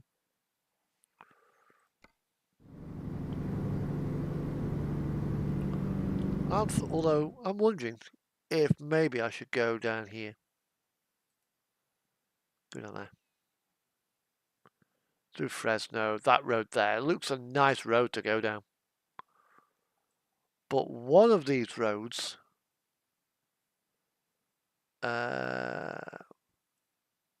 it's not that one.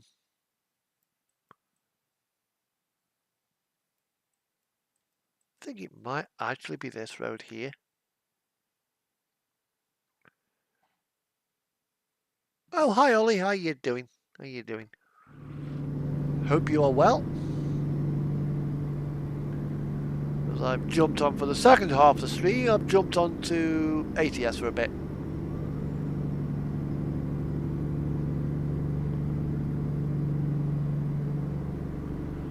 However, we're in California, so we're stuck at 55. Bugger.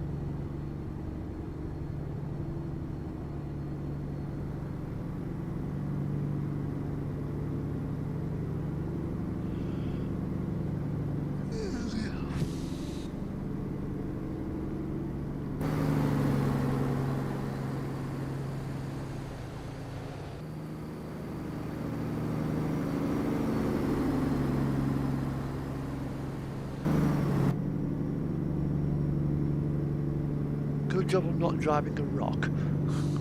Sometimes it feels like I'm driving a rock. Driving one of these things. They have the handling of a brick.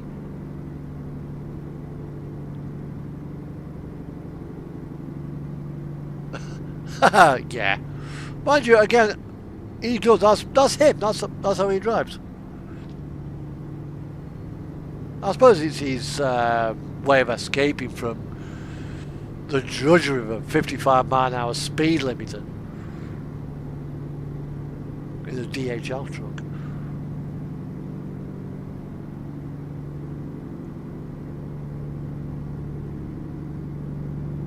I'm quite happy just to sit and chill.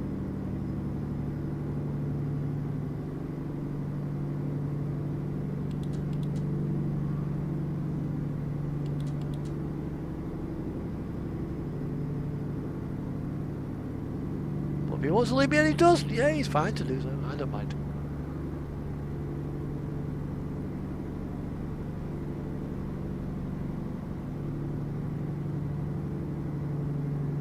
As we make our way towards Fresno.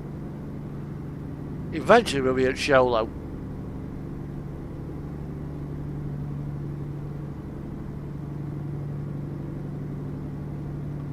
Oh yeah, I've done it. I've gone up one side and come down the other side. You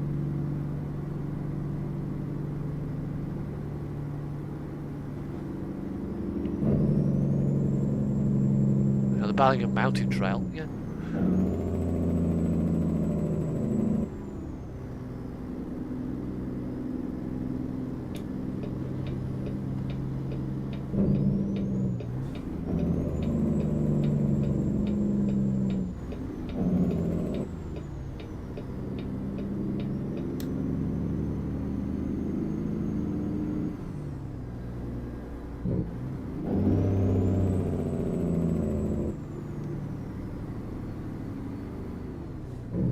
There's actually a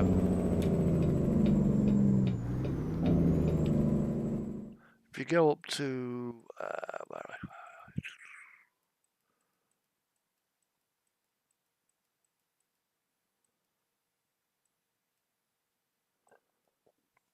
Bang. If you go up here, there's actually a hidden trail that brings you down to, I think it brings you down to about there.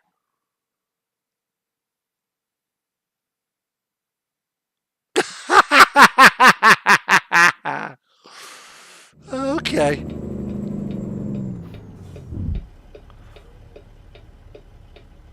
I did it with a 6x2 Peterbilt with a grader on the back instead of a 6x4. You know, I did it with a 6x2. That was fun.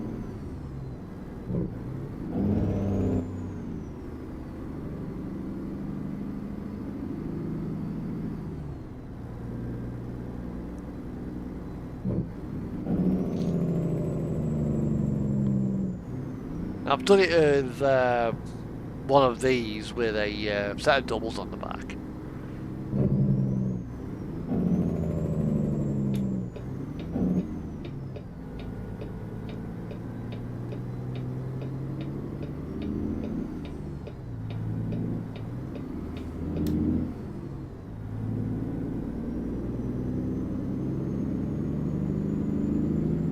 You should do it now with a reverse it with a B double.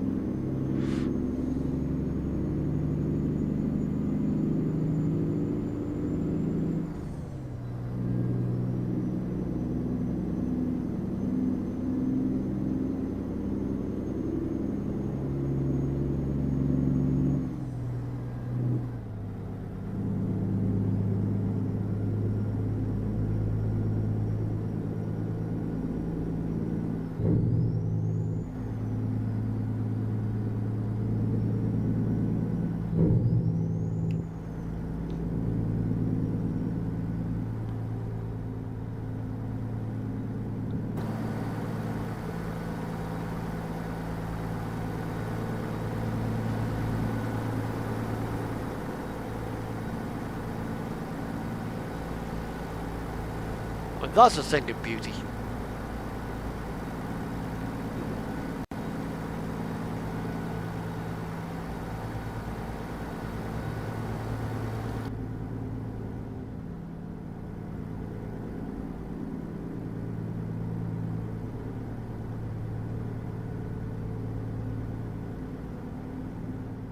But one of the other trucks I like, truck manager, let's go to here,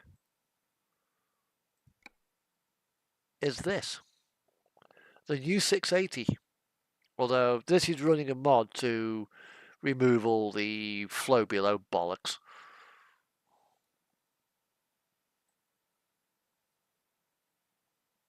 Can't have a bull bar on it yet. Although maybe if they release a tuning kit, I'll get a bull bar for it.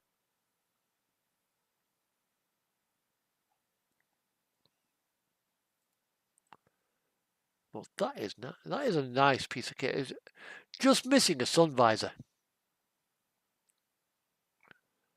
But the 680's never had a sun visor. And this is a first for an American truck. Camera mirrors. And yeah, that works. That's a blind spot sensor for down the side.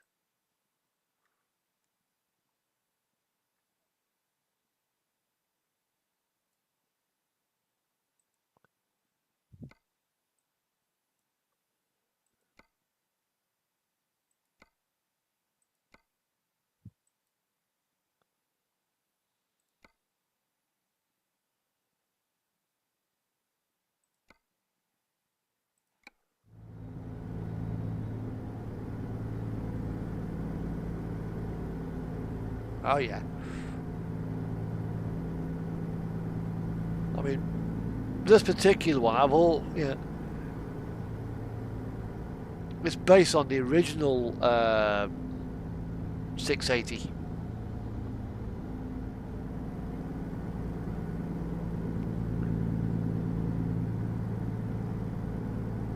Just like it comes with a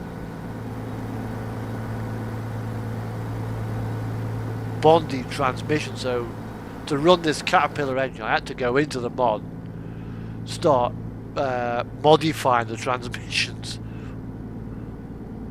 otherwise the game would crash.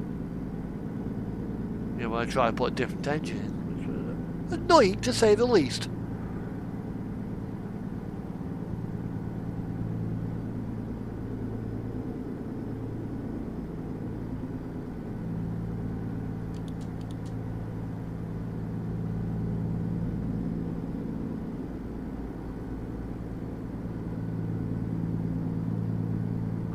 Well, I've got to go on this job.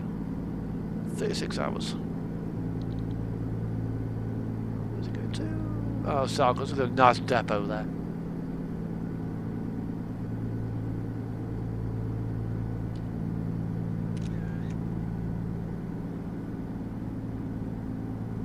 Let's get back in line.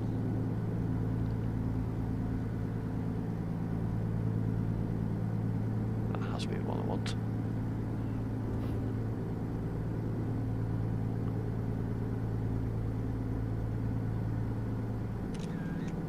Catch the sunset in my mirrors.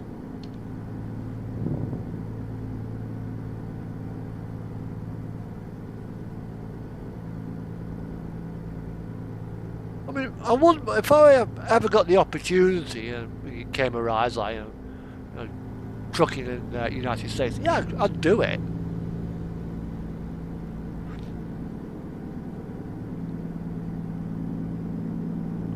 It will be an experience.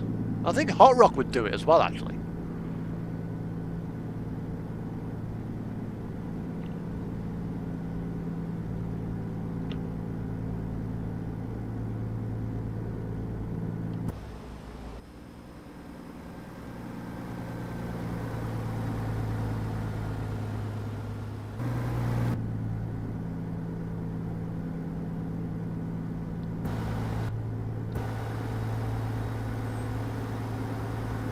But I don't like how some American owner-operators, how they stretch out their frame. It's like, do you really need your truck to be that long? You know, you got a 53-foot trailer with a 48-foot truck, with 40 foot of dead space between the trailer and the cab. Like, really, dude?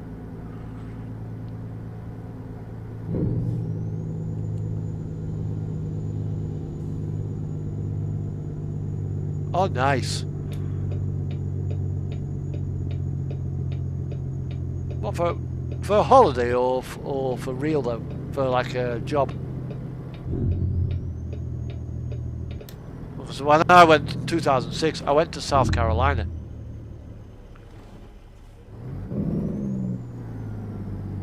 And it's absolutely, yeah. The American South is stunning.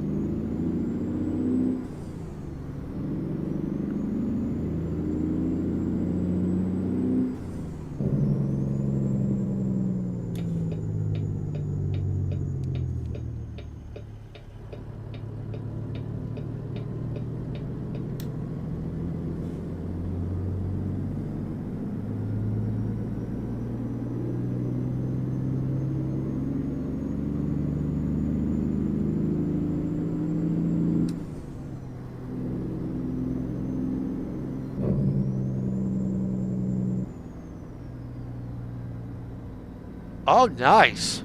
It'll be an eye-opener, because I was at Donington. I think it was not last year, but the year before. A thing called Convoy in the Park. And for 20 quid, you could get to go and drive a Kenworth W900, I think it was. The gearbox. Jesus, titty fucking.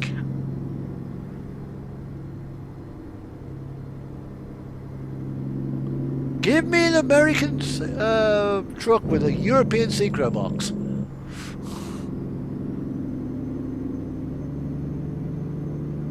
You know, the American gearboxes, non-synchro.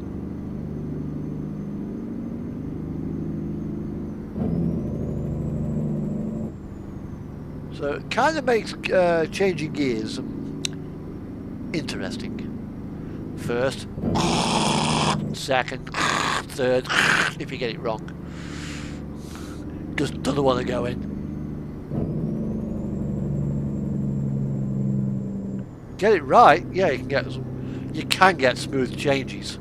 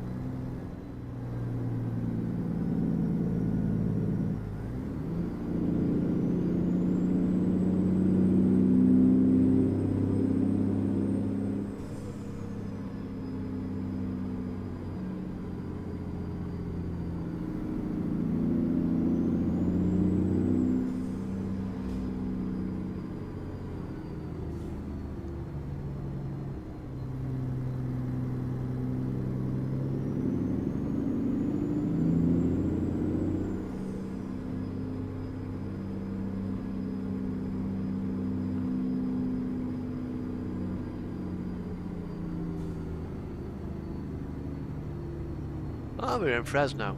Okay. Right, let's pull into here, and I'm going to go downstairs, make myself something to drink.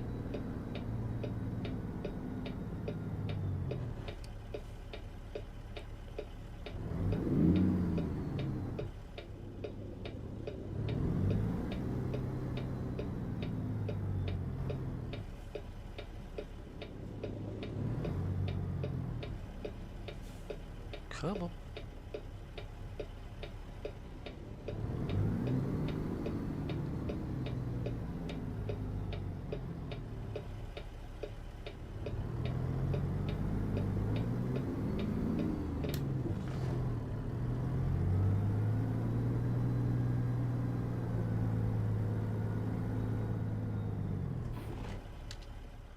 Right. Well, before I do anything, let's put the decoration on my back wheels.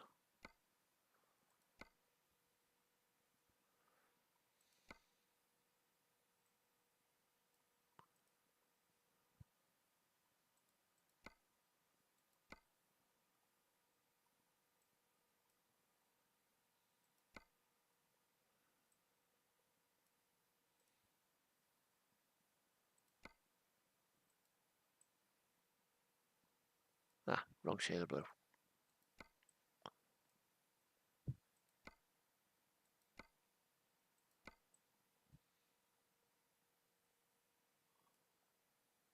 And then me nuts. I think they were. I think they Duke.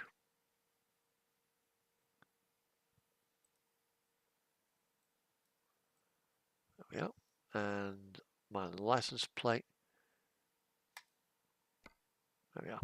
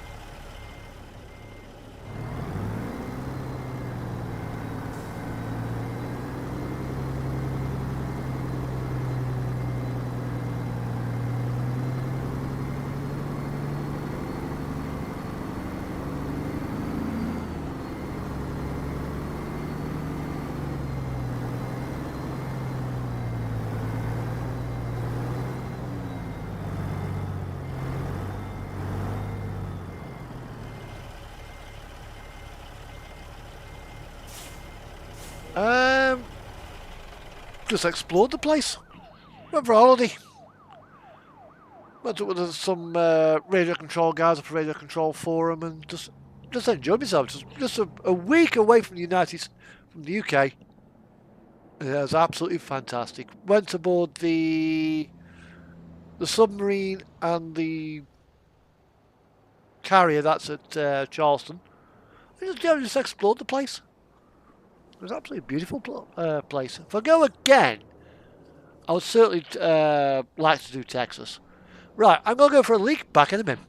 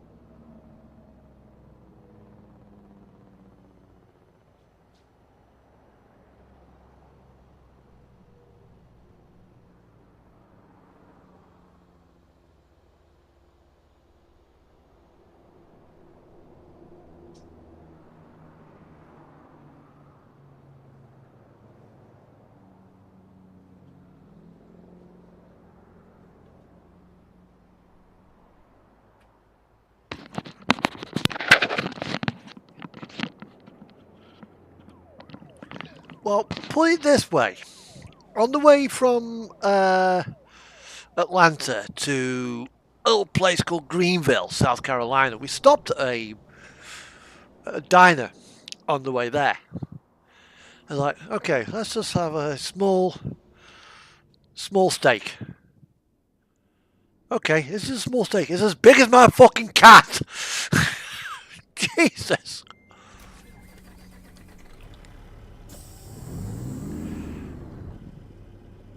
You know, a small steak, we're going to give you half the bloody cow.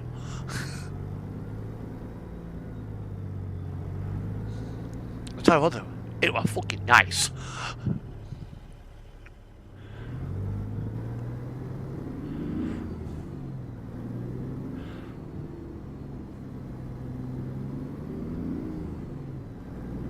I flew with Delta Airlines as well. You know. That was my first experience of long haul flights, and it was with Delta.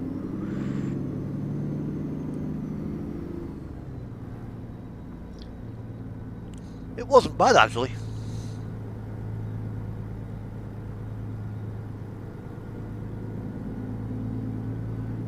I don't know, 705 miles.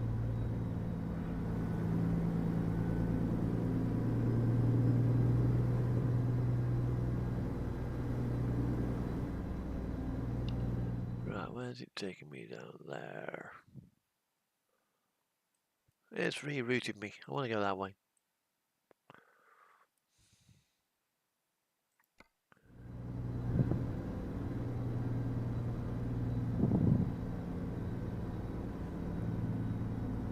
Yeah, nice 9-hour flight. So we took off and we flew north, sort of over Greenland.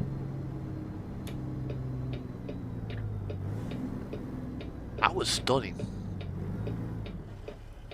Now, obviously, we get over towards the continental America. I think we flew in over Canada, then came down towards Atlanta.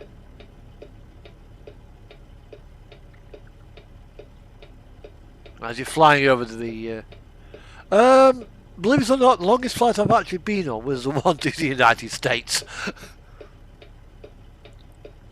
Coming back, the plane didn't have any. The entertainment system wasn't working properly.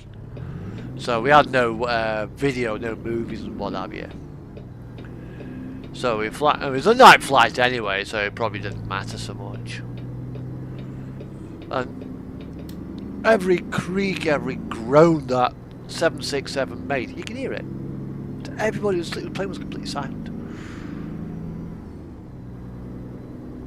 And the passenger I was sat next to, I'm up against the window, he sits down, clips his bells on.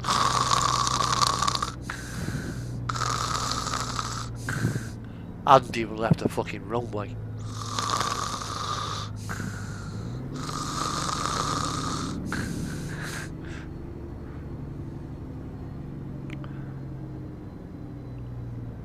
This is your captain speaking. Welcome to this Delta Airlines flight to Manchester Airport, England.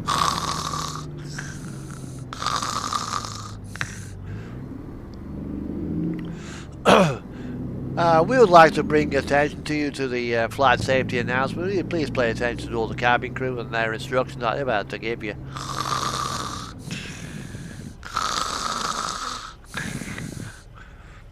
So of course, you know, it's like O-ring days gonna be, you know, over the back of the aircraft. So he slips through that. Of course, then the plane taxis off. You know, starts at the end of the runway, winds its engines up.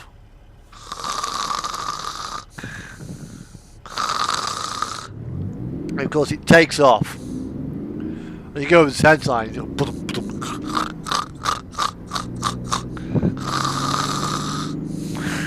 for the rest of 9 hours, I just got him next to me, snoring his head off. Of course.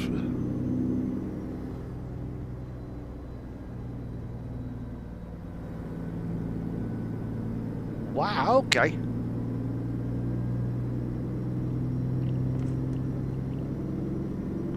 I think Qantas now do a direct non-stop flight as well.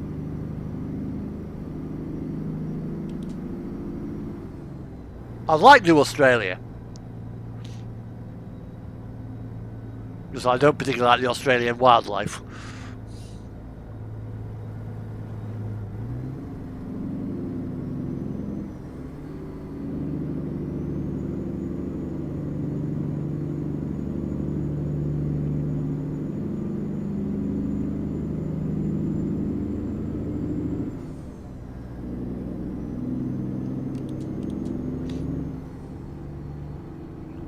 Although, what I miss about this truck, fucking great big spotlights on the front of it. Headlights on ATS. We need bull bar with spotlights on the bull bars.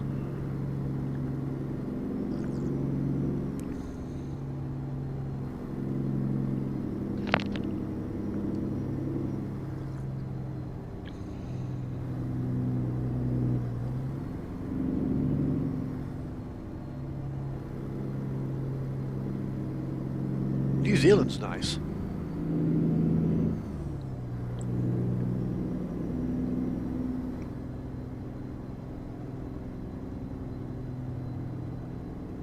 It is on my. That is a sort of place that would be on my wish list.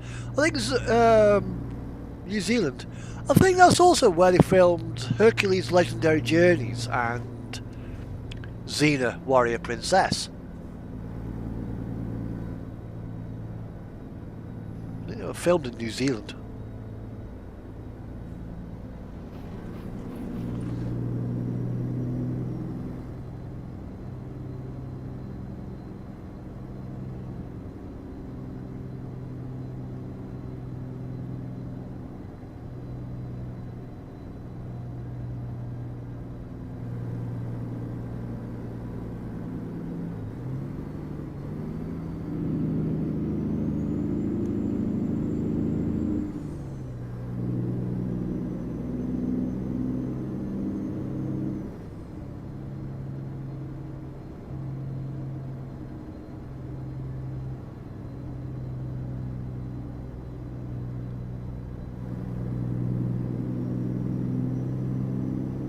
I saw as well. There's a couple of other films as well that they filmed in New Zealand as well.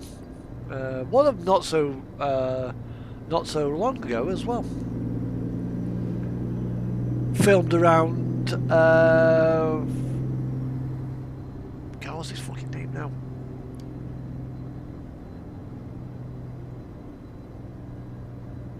Tarawa.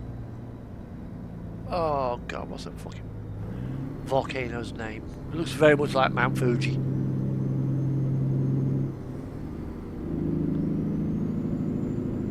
Fucking bugging me now. Let's go to Google Maps. Oh dear, what the hell? Google Maps.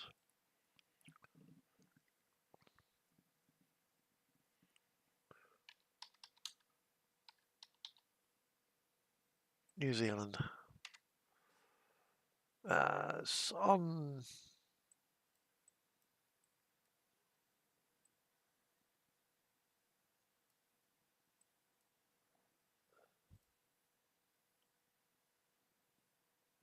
I think it's on North Island somewhere.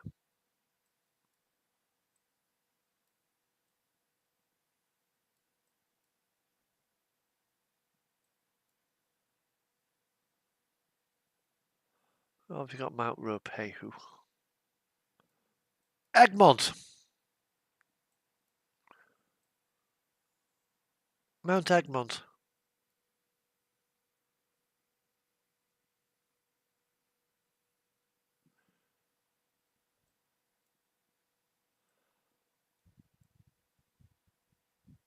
Otherwise known as Mount Taranaki.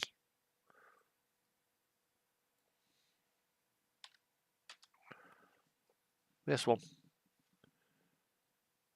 If you actually go to, I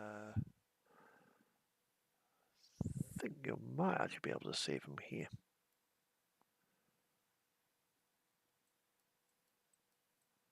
No, maybe not.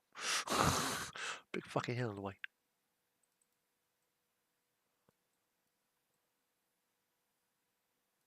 It's there in the distance, I think.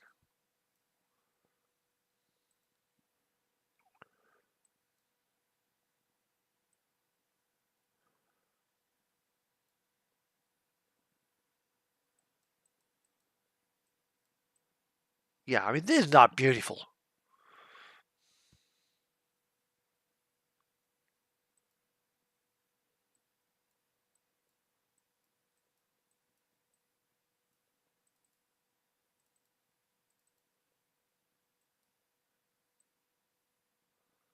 Mount Taranaki is, I think it's one of, I think it's an active volcano.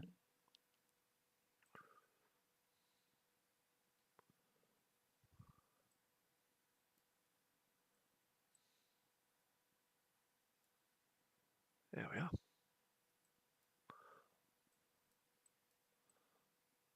Yeah, Mount Egmont viewing platform, and it's shrouded in mist.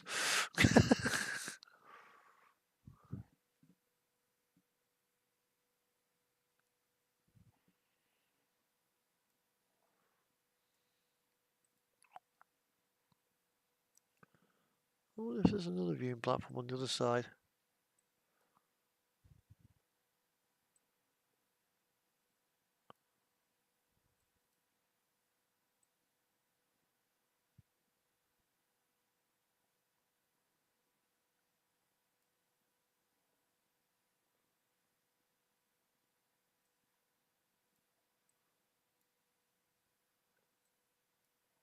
Let's see what it's actually used for.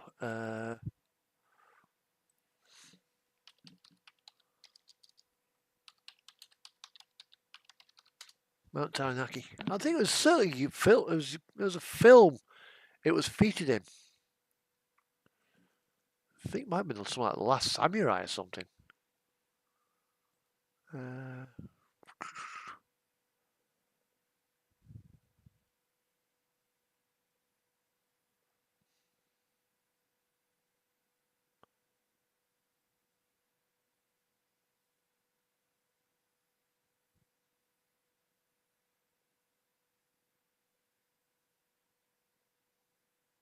Yeah, thought it was.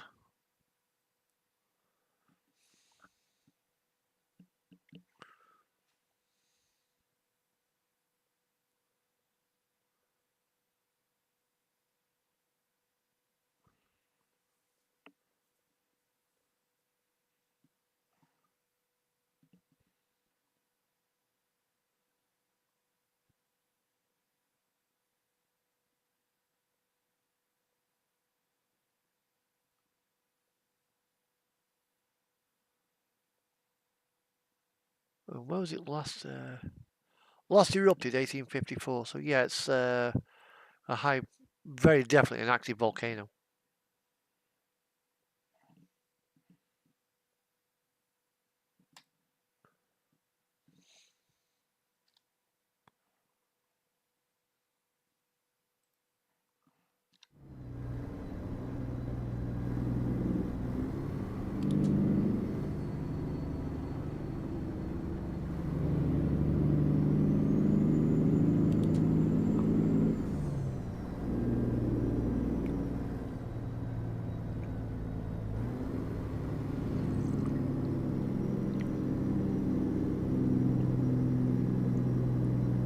The thing about New Zealand, what I've read, it's like Australia without without all the dangerous wildlife.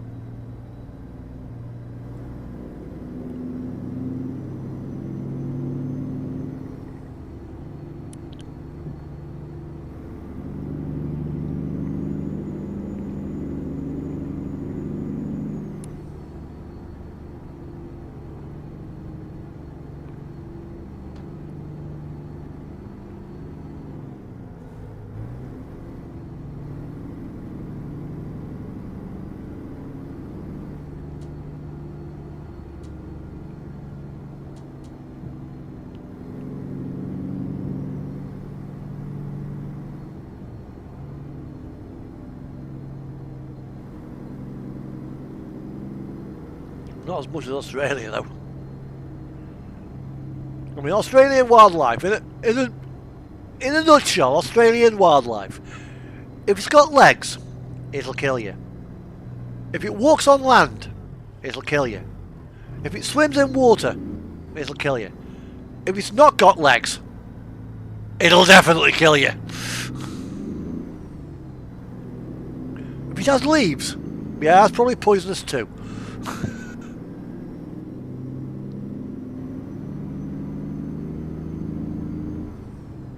You know, of the 10 most venomous species of snake, 9 are native to Australia. The 10th arrived in a sea container and gave birth.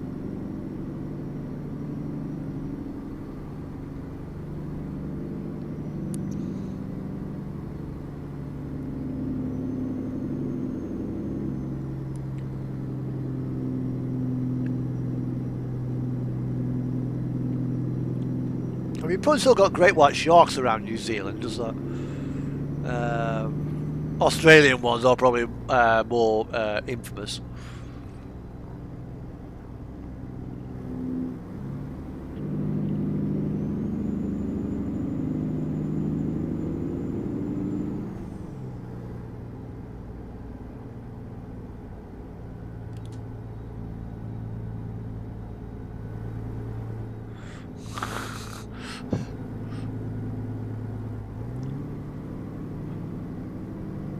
If your missus is nearby, tell her what I've just said and ask her how true it is. See how close I am.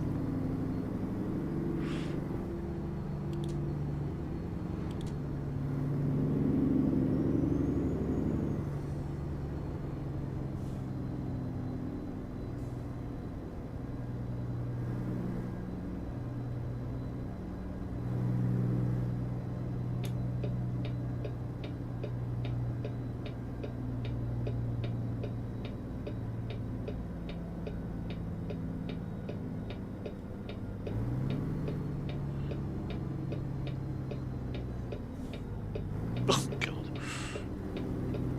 Nah, best not wake her up.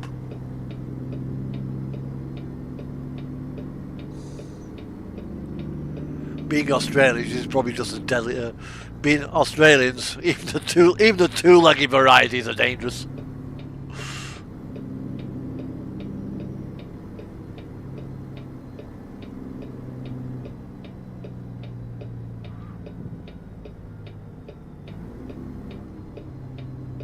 Oh, we're going through Death Valley.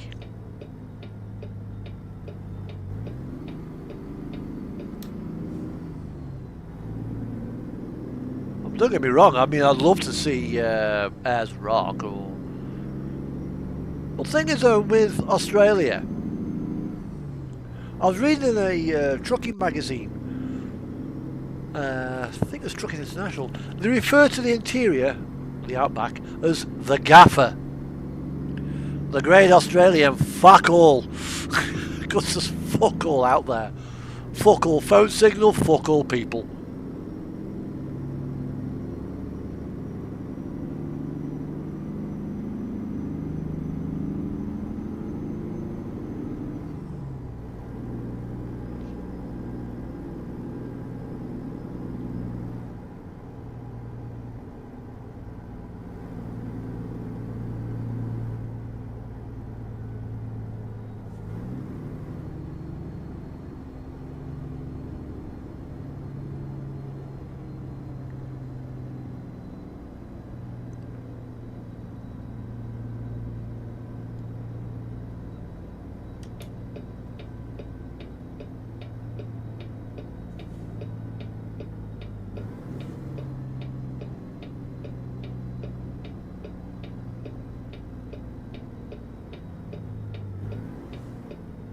I mean, it's nice to be like that, but sometimes it's always handy to know that civilization ain't that far away. It was... I haven't been. I mean, you go out for an adventure ride and you have a breakdown, you know, or one of your pals skids on a bit of a dust, dropped his bike. Worst case scenario, say they've broken the bone, they've broken the leg. You then have to ring the emergency services. How far is the nearest ambulance when the nearest town's 1,000 kilometres away?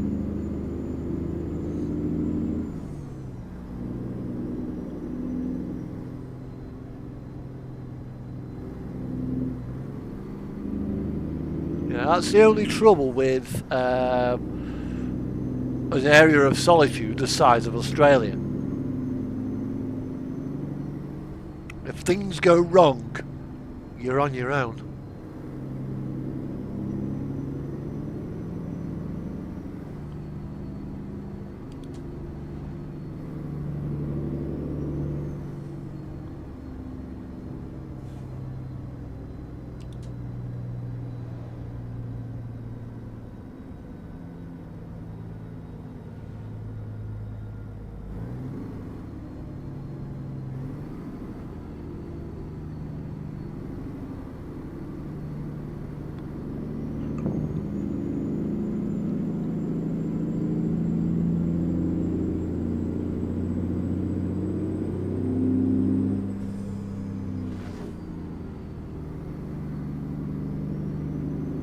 The Outback doesn't take prisoners.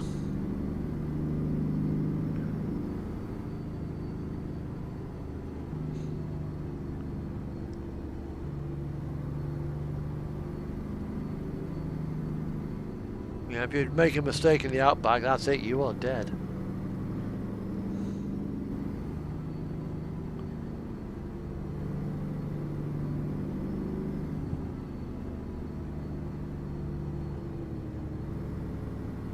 Yep. Either that or a very, very powerful UHF radio.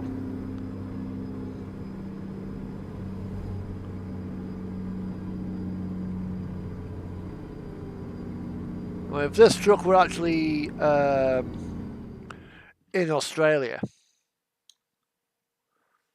you would have, coming off the bull bar, 2 huge, great big antennas. Ooh, that's a nice shot.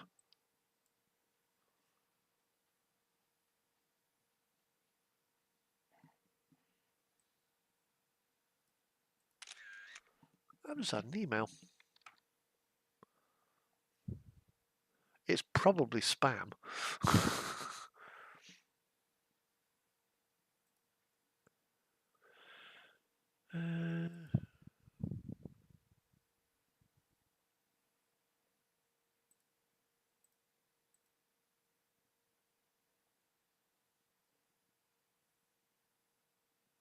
Oh, PayPal. We are making some change to our legal agreements. Thank you.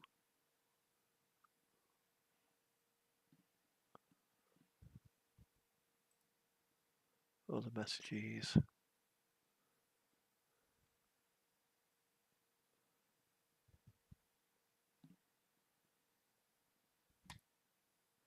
That's all. May as well have been spam. For what use it is.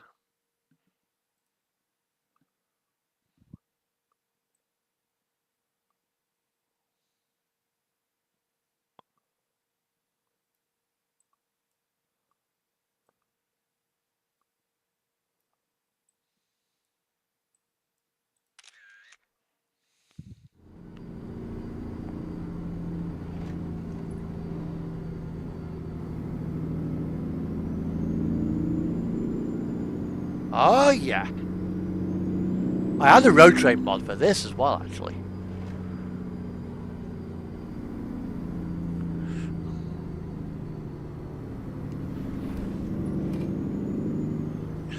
You don't want to see my fuel consumption for that trip. God, it was terrible.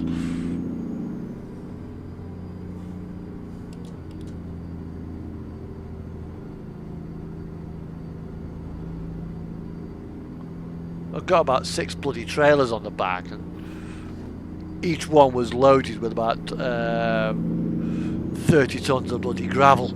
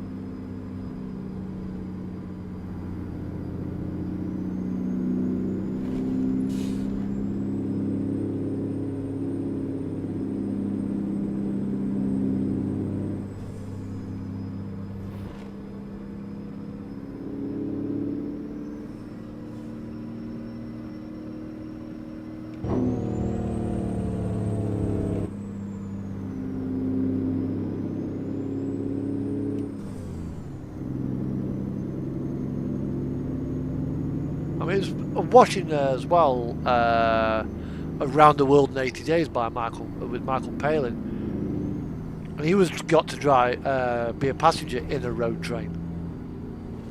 So,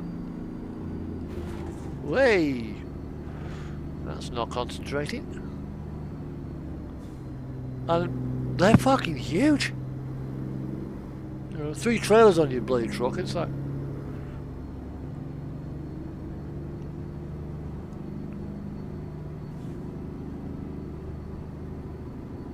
Yeah, because even though he's got 6 trailers on him, he's doing about 100 kilometers per hour.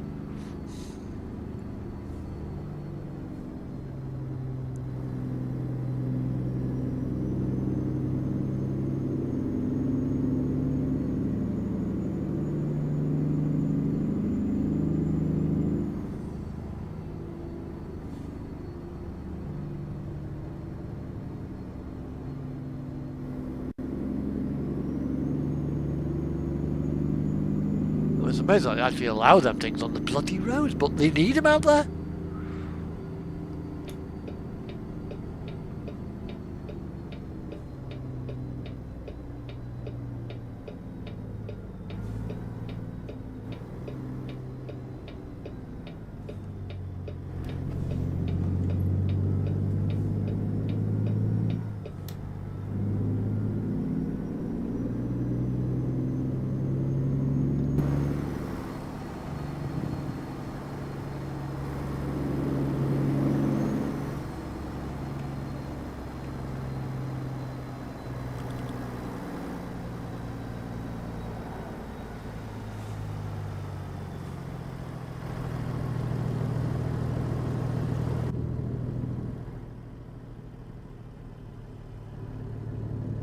I mean, the truckies,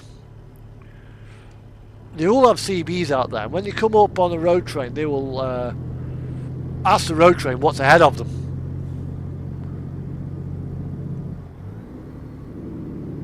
You know, are we dark up there?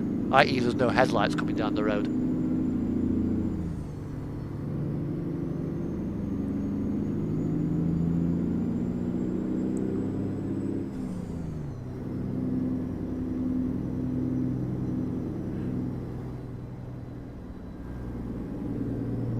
Because you definitely don't want to meet something like that coming the other way. It could make a mess.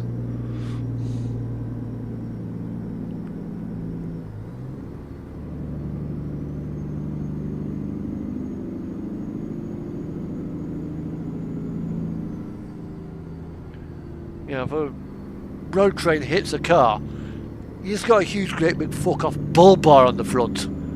You ain't gonna scratch that. The car, on the other hand, will be turned to mush. Pretty much anyone inside it.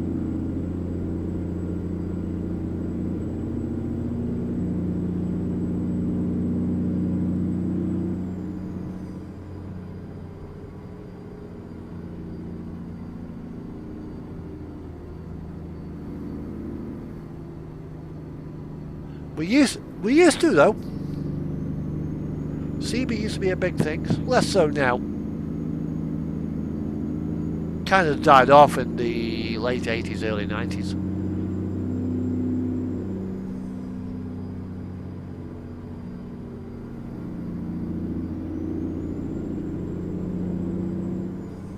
Nevada.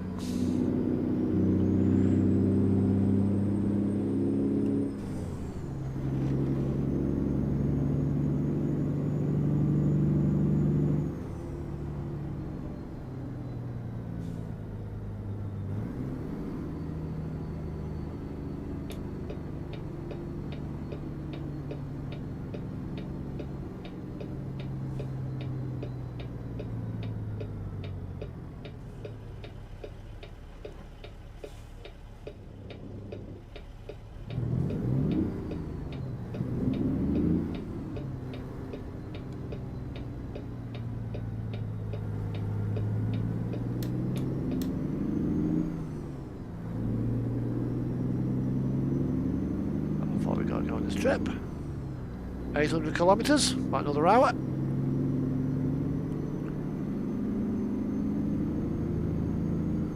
think I've got a CB knocking around somewhere. Got no aerial for it or power pack for it.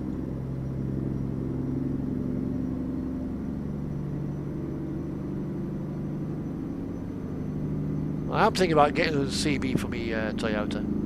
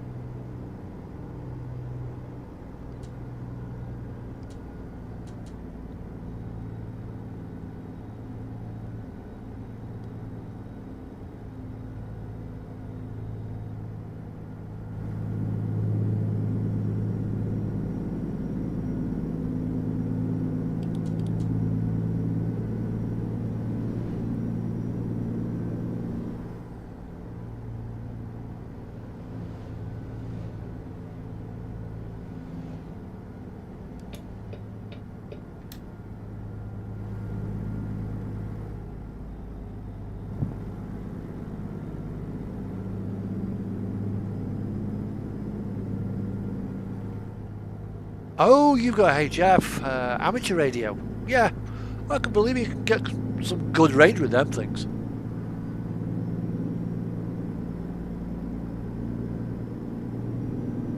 You bounce it off the ionosphere or something like that. I don't know how they do it.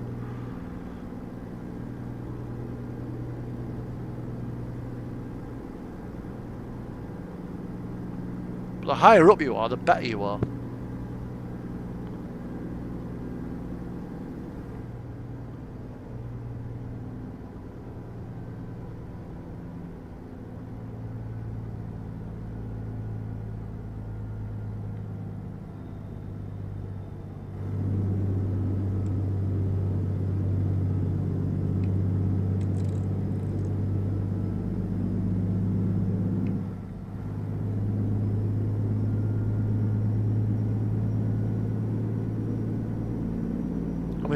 I've got Cecil's Mega Pack, as you know, while I reskinned the CB.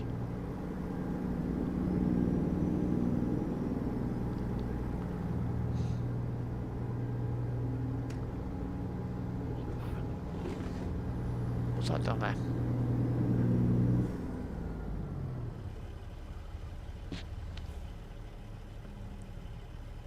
Oh, it's a fluffy mouse. Okay. One dead cat toy.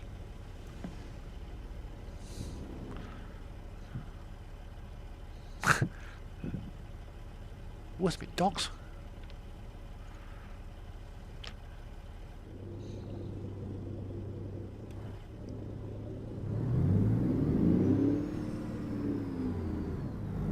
Amateur radio is still busy though. There's still quite a few people using that.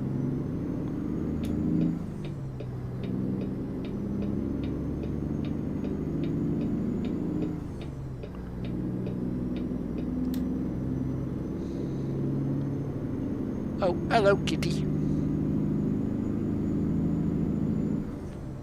You make a lovely window, you do, cat. But CB is very, very quiet nowadays.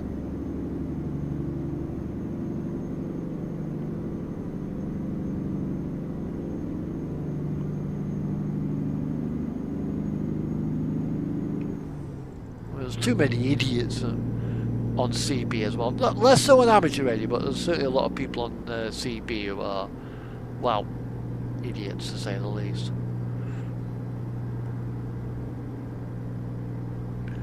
Some seem to think it's perfectly acceptable to play music on Channel 19.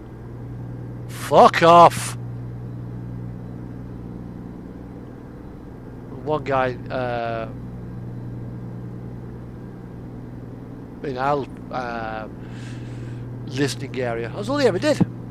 You get into the town, you know when you're passing circles, there's music blasting out on Channel 19.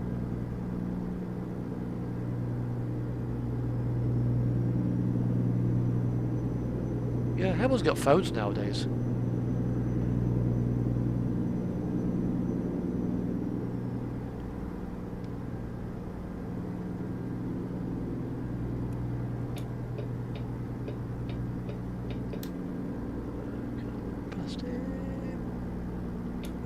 Yep.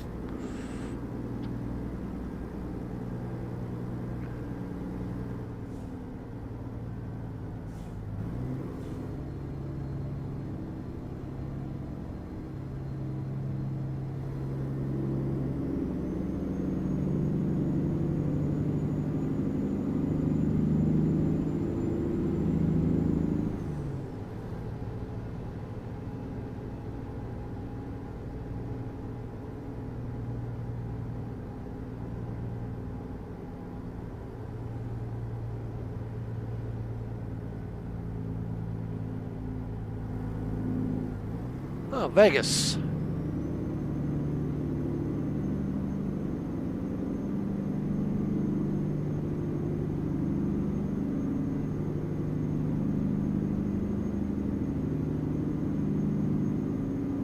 Yeah, I noticed that on Euro Truck.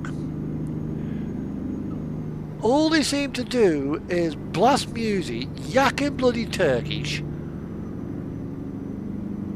yakking bloody Russian on Channel 19, swearing at each other, insulting each other, sound like they're eating the microphone.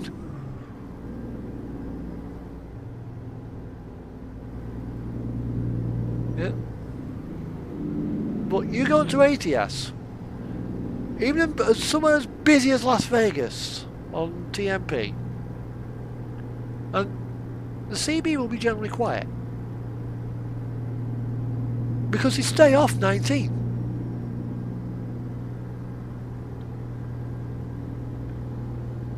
Yeah, and then you'll be going down the road, you'll have 19 on. And you're doing 55. Okay, it's Nevada. You can do 80. But you're doing 55. Heads up, trucker, passing you on the left side. Passing on the left side. Thank you. You'll zoom by. Have a nice day.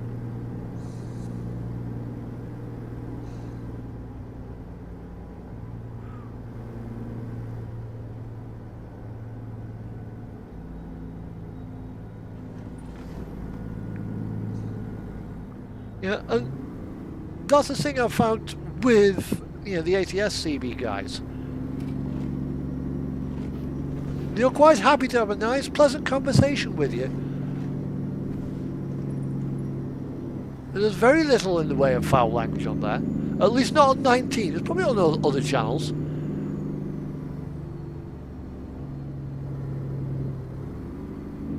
But the two communities, I mean, it's the same game.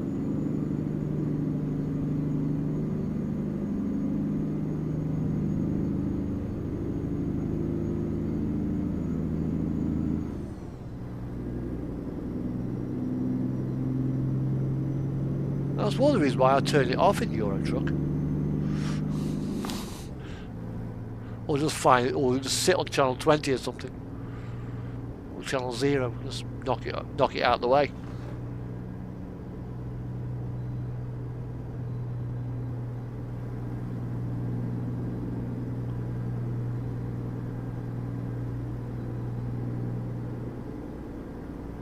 And then they wonder why they get banned for CB abuse on TMP.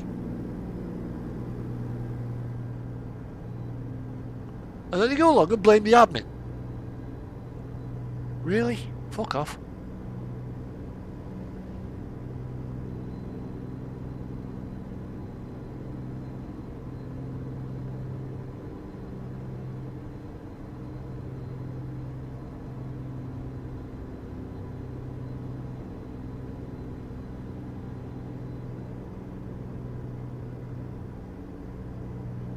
There's all this, you know, you go into a TMP Facebook group, and you all seem to badmouth the bloody admin, and they've never done anything wrong. And all the admins are all power trippy assholes, but you know, the truckie has never done anything wrong. Really? If you've not done anything wrong, why are you banned?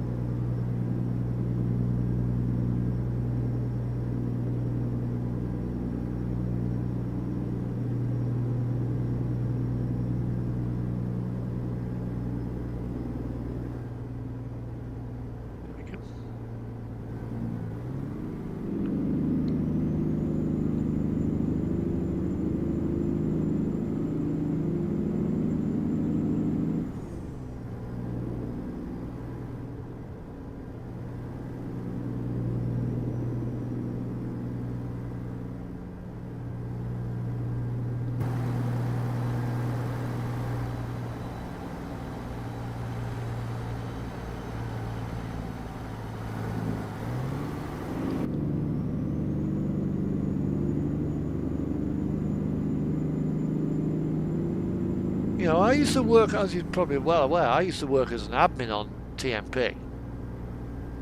And bearing in mind, we had to admin, you know, deal with reports, and there's a common report system. You know, so you go through your reports, and out of 1,000 reports, probably 1 or 2 on ATS.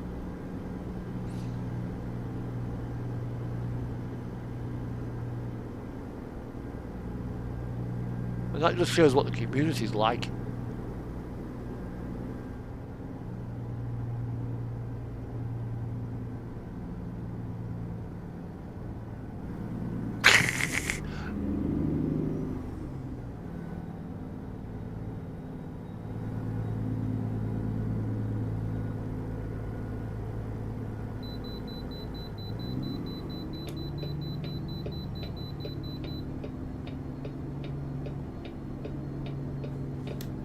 Yeah, you probably said, well, I wasn't doing anything wrong. You're just power hungry, you are.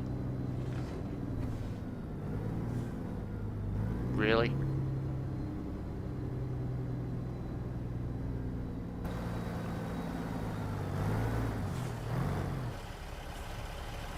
Right, let's see how heavy I am.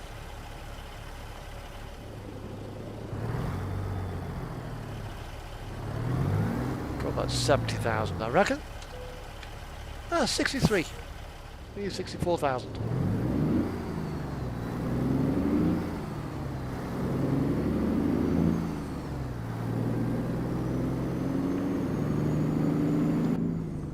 Well, you ban somebody on ETS, and they just don't learn. You get your you get your repeat customers time and time again. We're like, what the hell are you doing? You know, welcome back.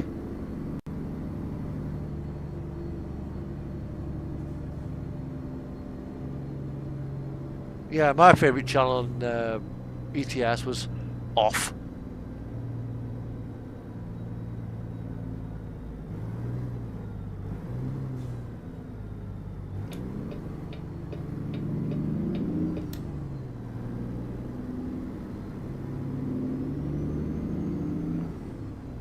You know, ETS players are just, yeah.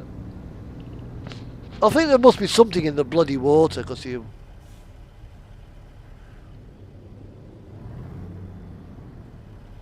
But you go onto Pro Mods, and it's a little bit better.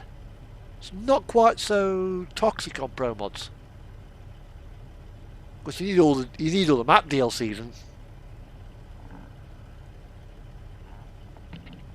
it gets expensive.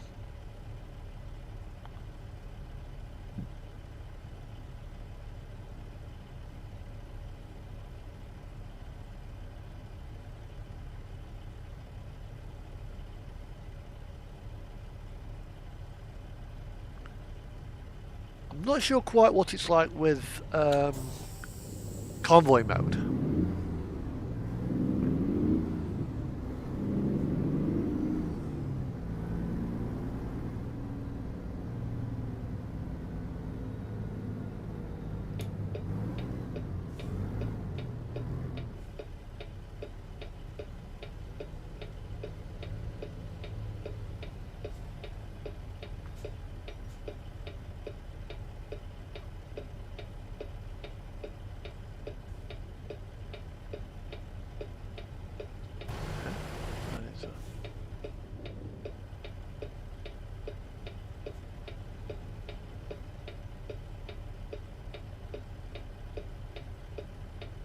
Yeah, I think there's a lot of them. You get banned and you rack up so many bans, and you have to get, then you need to replace the entire DLCs.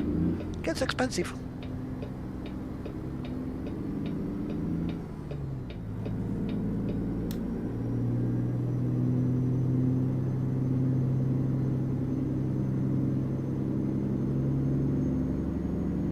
Because you have to start a new Steam account to start a new TMP account, because you can only have one Steam account.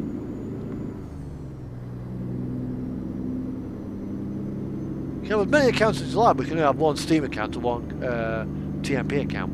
You're linked. So if you get banned, you have to redo it again, you have to start all over again.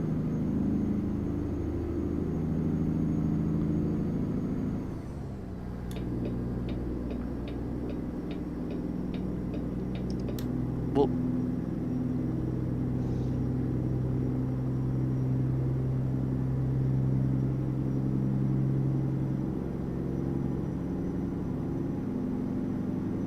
yeah, convoy mode is good for that. It's like having a satellite radio.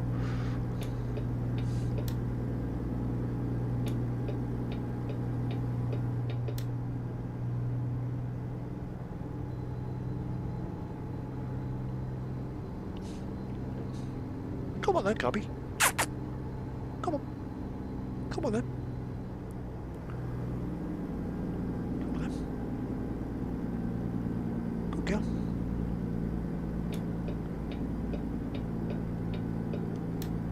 But again, was TMP. The entire map has got no traffic on it apart from the players, which I got to find a little bit boring in the end. There's nothing to interact with when you're just driving down the road.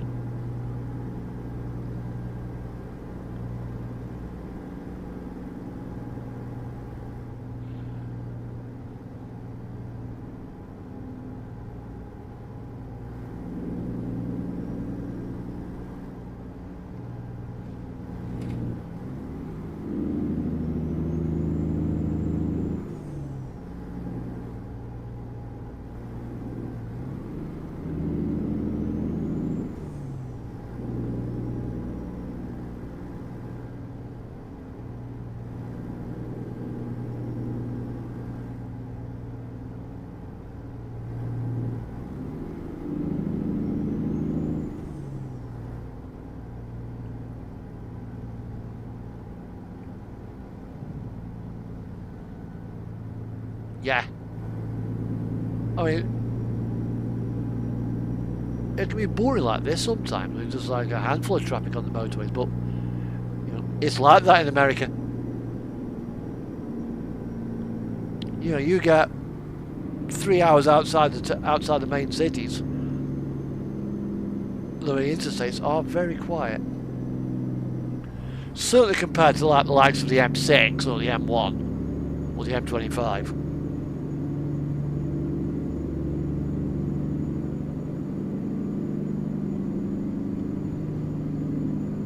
Oh, 5,000 feet.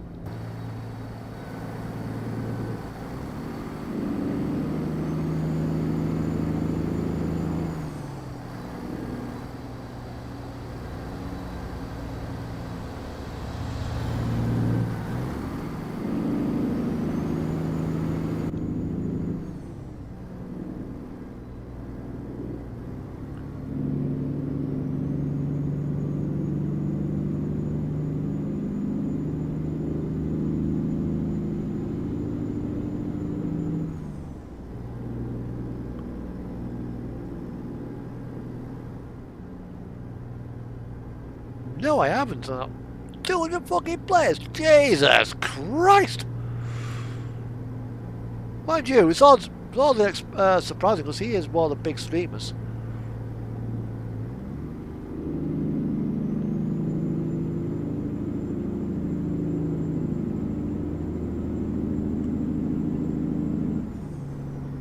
or bodies as well. Have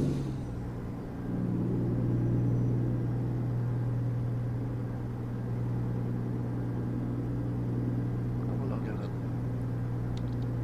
200 mile. Nearly there soon.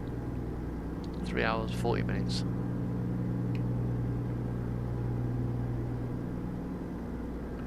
And then you get a typical Euro Truck player who's like, I'm driving too slow for him.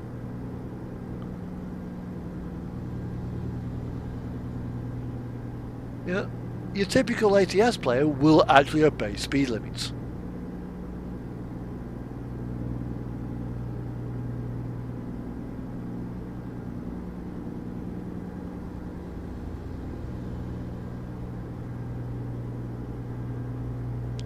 I mean, I've used convoy modes as well on ETS and ATS, and it is enjoyable. Especially got a pair of two-stroke Kenworths. That was nice.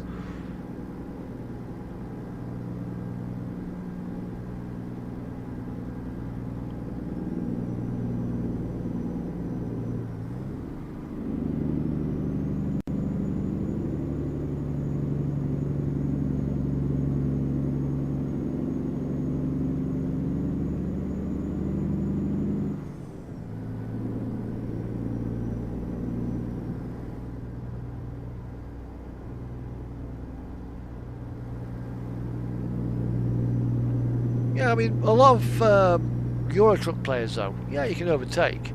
They'll pick the most dangerous place to overtake. You know, the first opportunity they get. And because they've got a potato PC, so they've got minimum graphics, so they can't see what's coming down the road.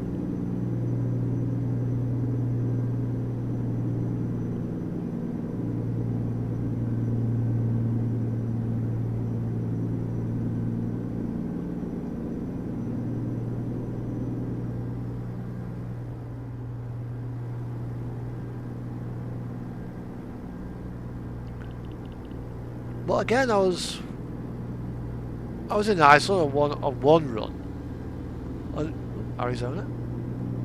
I was moseying along. Speed limit was 80 k's. Yeah, exactly. How stupid. Well, you're both here. What's the speed? I'm doing the speed limit is this particular road was about 56. I'm doing about 50, 45, 50 mile an hour. Just enjoying the drive. Just a couple of Germans rolls up and we just get chatting. And the thing is that when you are flying down the road, say for example the CD road, trying to appear to get to Calais or Duisburg faster than anybody else, you miss all the scenery.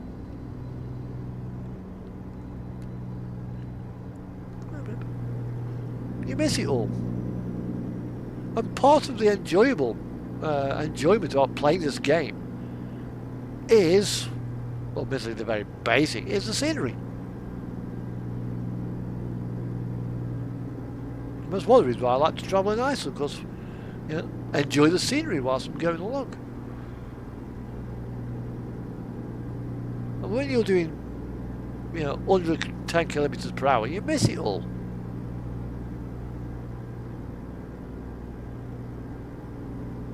And you're fighting the truck.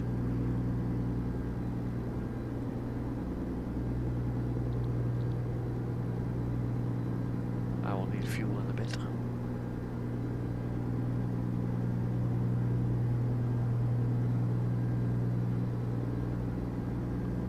And there's this mentality that you have to get there in the shortest possible time. No, you don't. Yeah, the kids on the game with a GTA and Grand Assetto Corsa fucking mindset where if you're not doing 110 kilometers per hour, you're not playing the game right.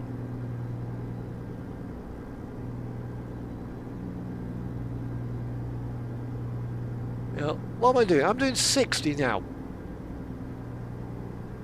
I'm quite happily, you know, nothing in front of us. You know, just enjoying the drive. I'm not even fighting it. I'm just letting the truck do its own thing.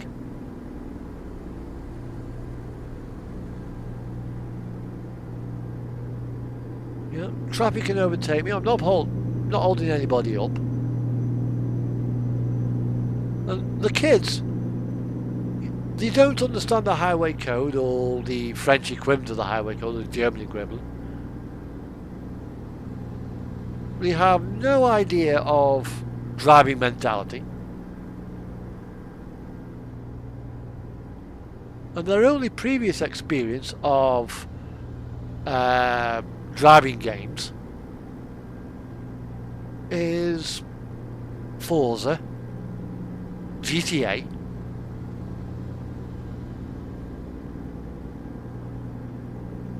Assetto Corsa, Lewis Hamilton's F1, or that is bloody called.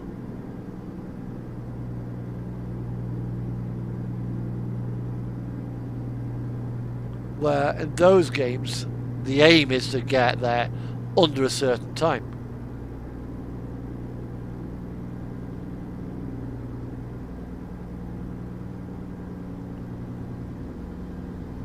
I mean, that's partly reason behind this. You know, I've got to get there within. I've got to get there within under 17 hours. Well, I've got an hour and 17 minutes to do the run. I can take a break if I wanted to.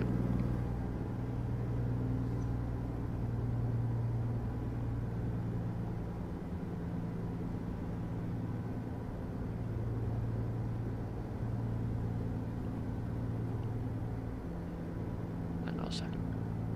Cobby, Bergen, what are you doing?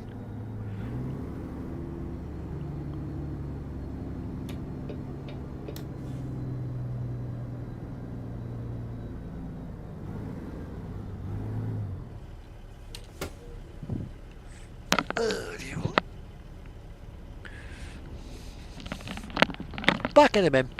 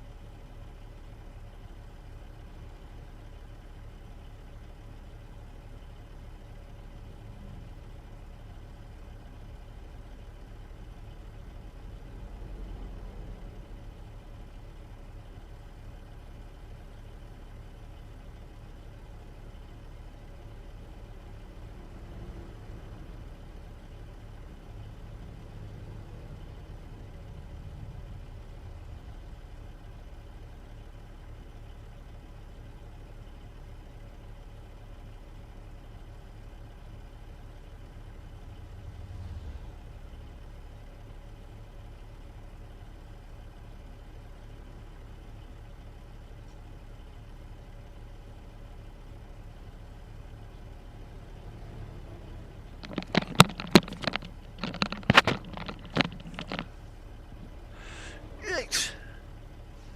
Back with it. Okay.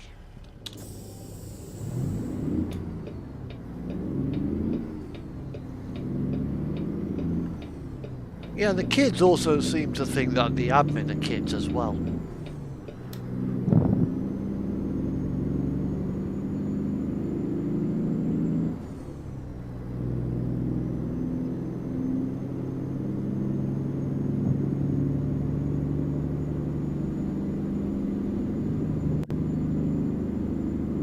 And that is sadly a reputation that TMP wrongly deserved.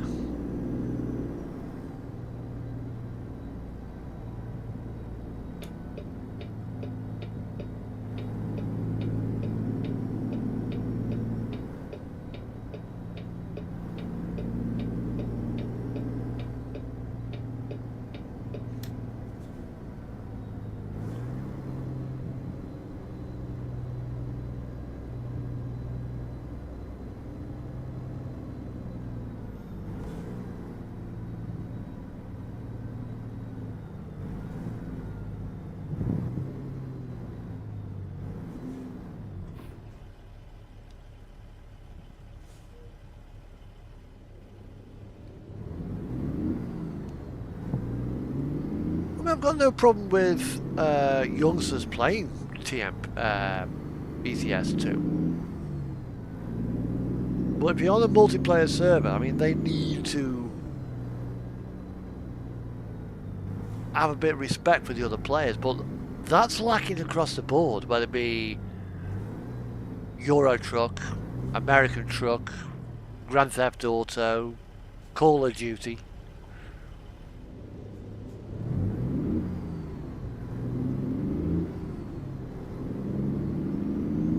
You know, Battlefield franchise. You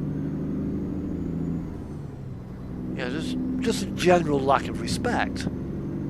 Because the kids aren't being taught respect.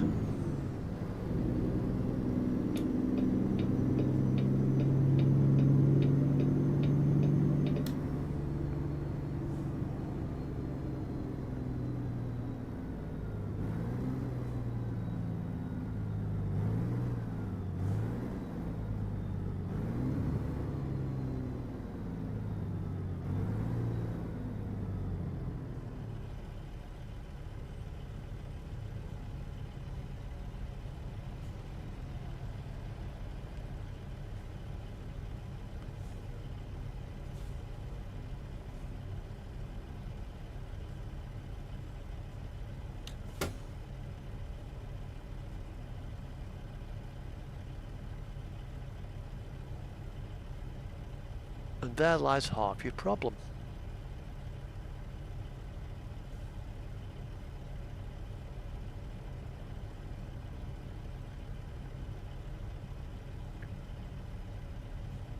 I probably would. But then when you've got to show ID, you get the General Data Protection Regulations coming into play. Because obviously ID is involved.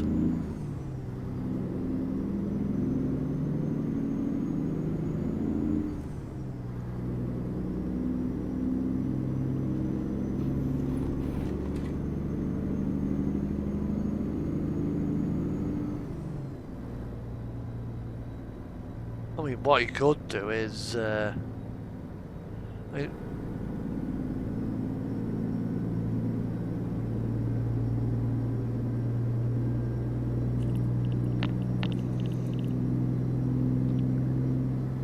use a non-collision server.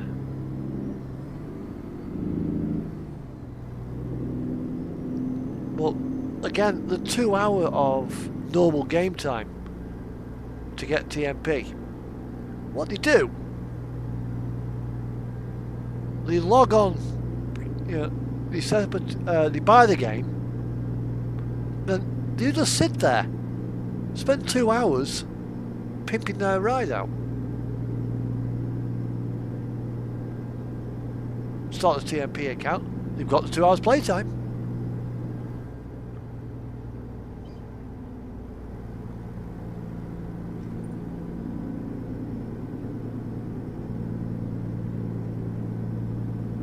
Well, what happens then? All they do then is another Steam account, buy the game again, a new TMP account, and boom, they're back in.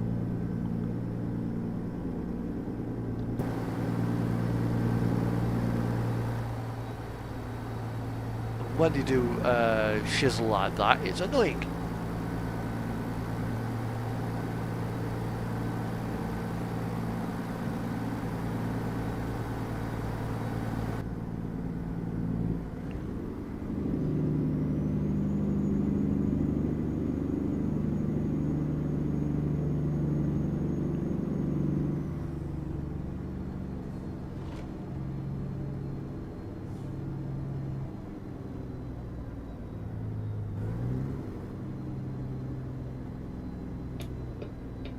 Hey, Sholo.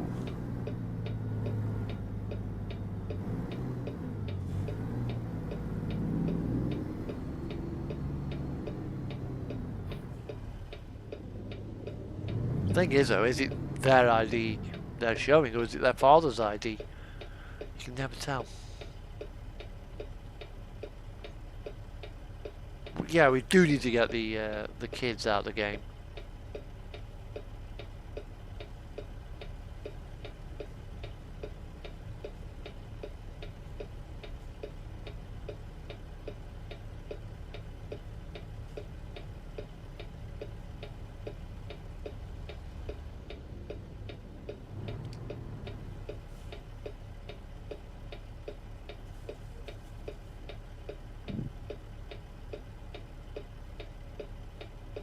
Apparently 110 kilometers per hour isn't fast enough for these goons. But they've got the unrestricted no speed limit server called the arcade server, but they don't like it because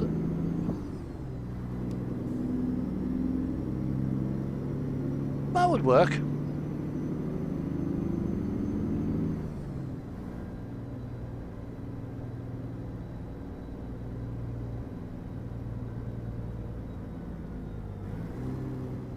I mean, that probably would work.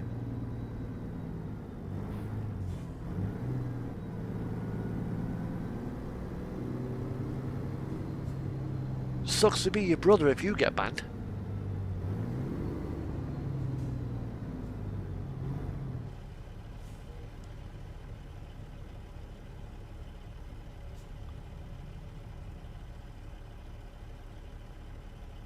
Because there are have been quite a few cases where that has happened.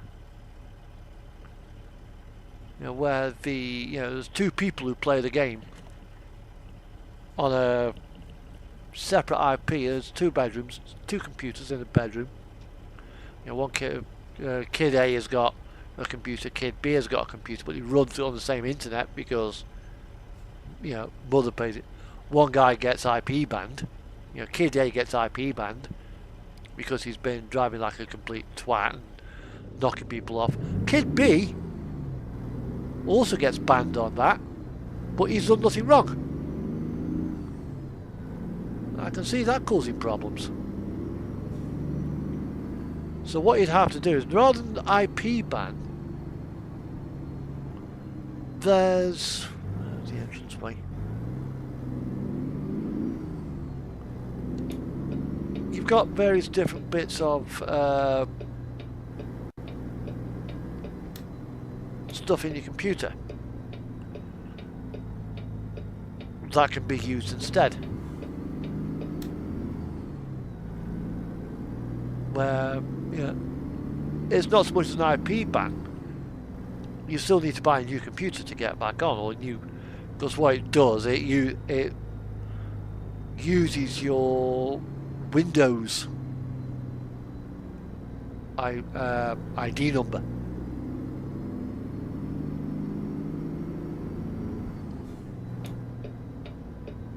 That'd be a better way to do it.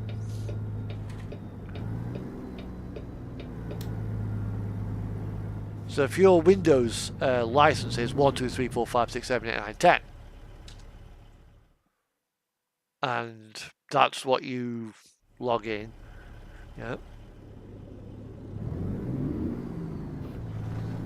that's what the game detects when it picks up. You log in for the first time, so you end up getting banned.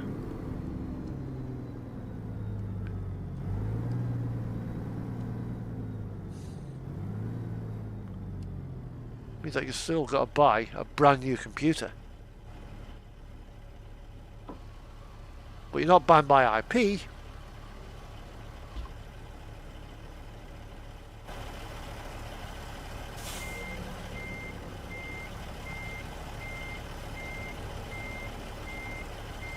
Again, yeah, exactly. But modern kids don't understand that because they see, it's a computer game, it doesn't matter. Yeah, they're the first ones to get all sweary when they're doing the World of Trucks job. Yeah, and they take it down the CD road, knowing what it's like.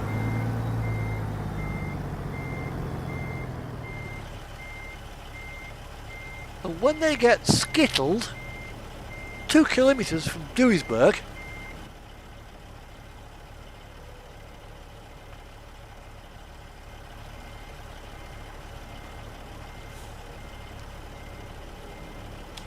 I'll do. It's green. I'll do. 1,117 miles. That'll do. That'll do for tonight.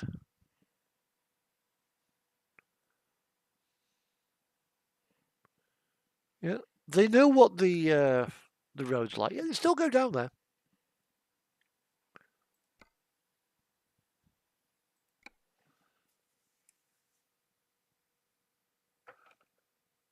Yeah, that would work. Just like using the banning by Windows license. What's it? But yeah, that would definitely work. Yeah, because then they have to buy a completely new computer, which would mean that the two brothers, you know, one of them was still who's done nothing wrong, will still be able to play. Anyways, that's for now. That's for another thing. I will all be well. I will see you next week. This is now the end of the stream because these headphones are getting uncomfortable now, so I want to take them off. I'll go downstairs, have something to eat, and then I will see you, all being well, next week. But probably about 8 o'clock, might be 7 o'clock, don't know. But for now, bye-bye.